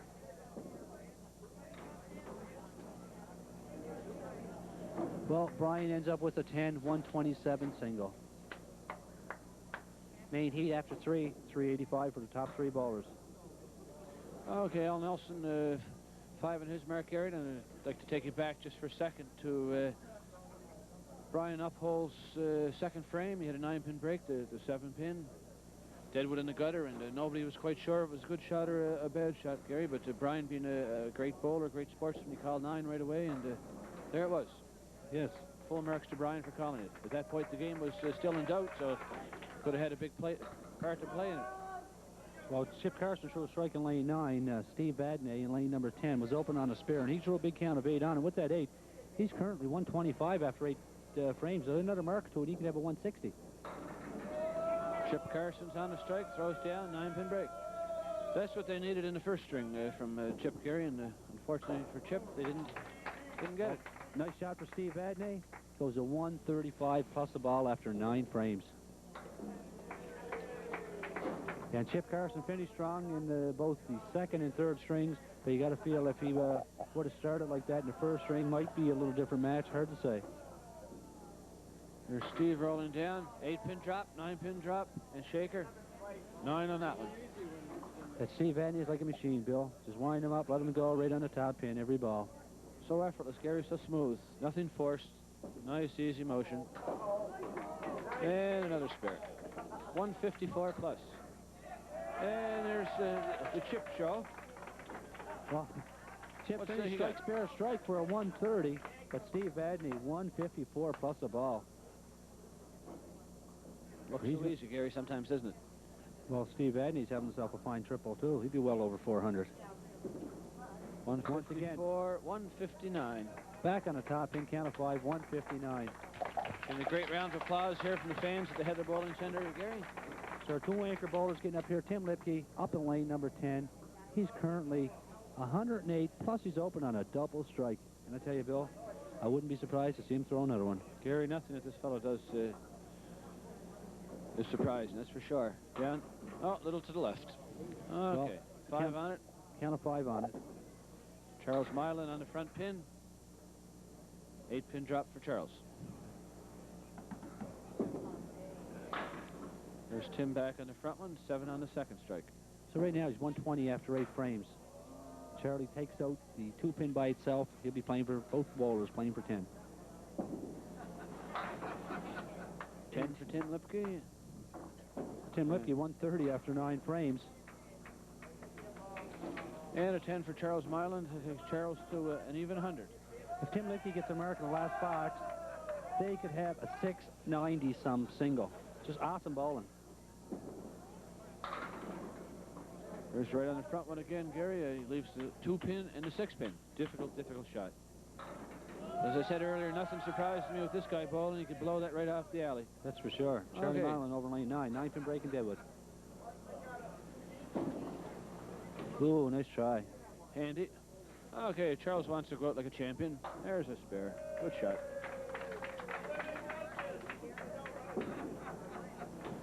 And an 8 for Tim Lipke, 138. Puts him, if I'm not mistaken, over 400, Gary. Yes, I would think. And Charlie Mylan, big count of 8 on the spare. Charlie Mylan throws the last ball of this semifinal match. And we're going to get all the totals in one moment, Bill. We're just going to take a pause for a couple of moments, come back with the total and recap this match. So please stand by. Back in a moment. Okay, Gary. Way to go, guys. Make sure to stay over there, King.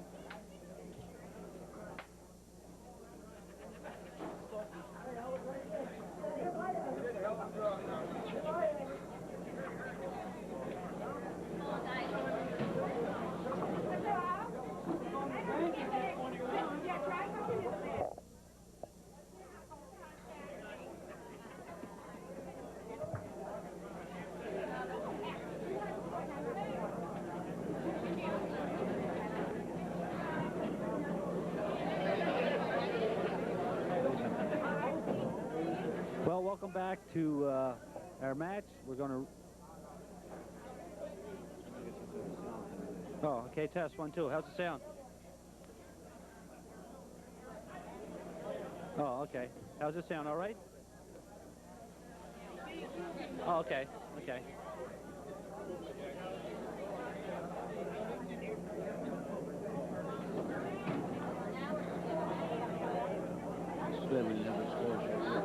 Yeah, she has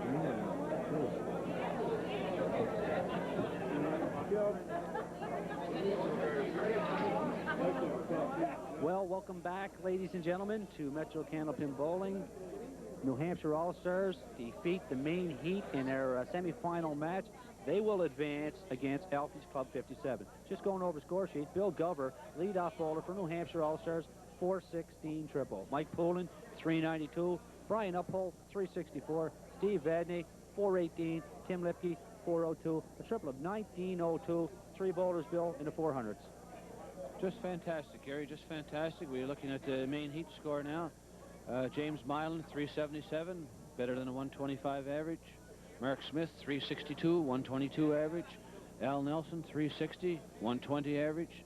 Chip Carson, 382, 127 average. Charlie Mylan, 376, a 125 average, 1862. 40 pins in the difference, Gary, 50 pins in the difference, but somehow I can't help thinking that had Chip Carson been going stronger in the first string, that would have been a totally different match. Yes, I really feel that the first string of this match was the big difference. as New Hampshire All-Stars got out to that 82-pin lead. And I tell you, Bill, you get down 82 pins on a team of this caliber, you just can't get them back. It's just too tough. I mean, every time you get a spare or a strike, they seem to retaliate with a spare or strike of their own. And I tell you, but they're going to have their hands full in their next match. They're bowling Alfie's Club 57, the defending world champs. Well, we've got a great match coming up, Gary. Like you say, the Alfies are defending champions. They've got a whole lot of pride. They've got their reputation riding on it. They're not shy. They're going to come out of the chute. They're going to throw hard. They're going to be up there singing, dancing, cheering, urging each other on. We know that New Hampshire's got a great team there. They're very composed. Nobody seems to get too rattled at anything. You put the pressure on them, they just turn around and respond to it, get marks of their own, and they've got the hammer man on the bottom, Timmy Lipke. He's had 400 every game we've had on TV so far. That's all you can ask. You've got the other guys in New Hampshire, Steve Vadney, over 400. Billy Gover, who was changed positions, he went over 400 this match. Hey, we could have both teams over 2,000 coming up. That's right. In New Hampshire, in that match, it was a total team effort. As when you get 3 bowlers on your team over 400, total team effort. But as we stated, our next match, New Hampshire All-Stars against Alfie's Club 57, the defending world champs, for the World Candlepin Bowling Championships. So all you viewers out there, stay tuned for our next show, and we'll be back in 1 week's time with it for you. So on behalf of Bill Hearn, I'm Gary Ross. We thank you for watching. We hope to see you for our finals next week. Thank you. Go on, Bill. Yeah. That seemed...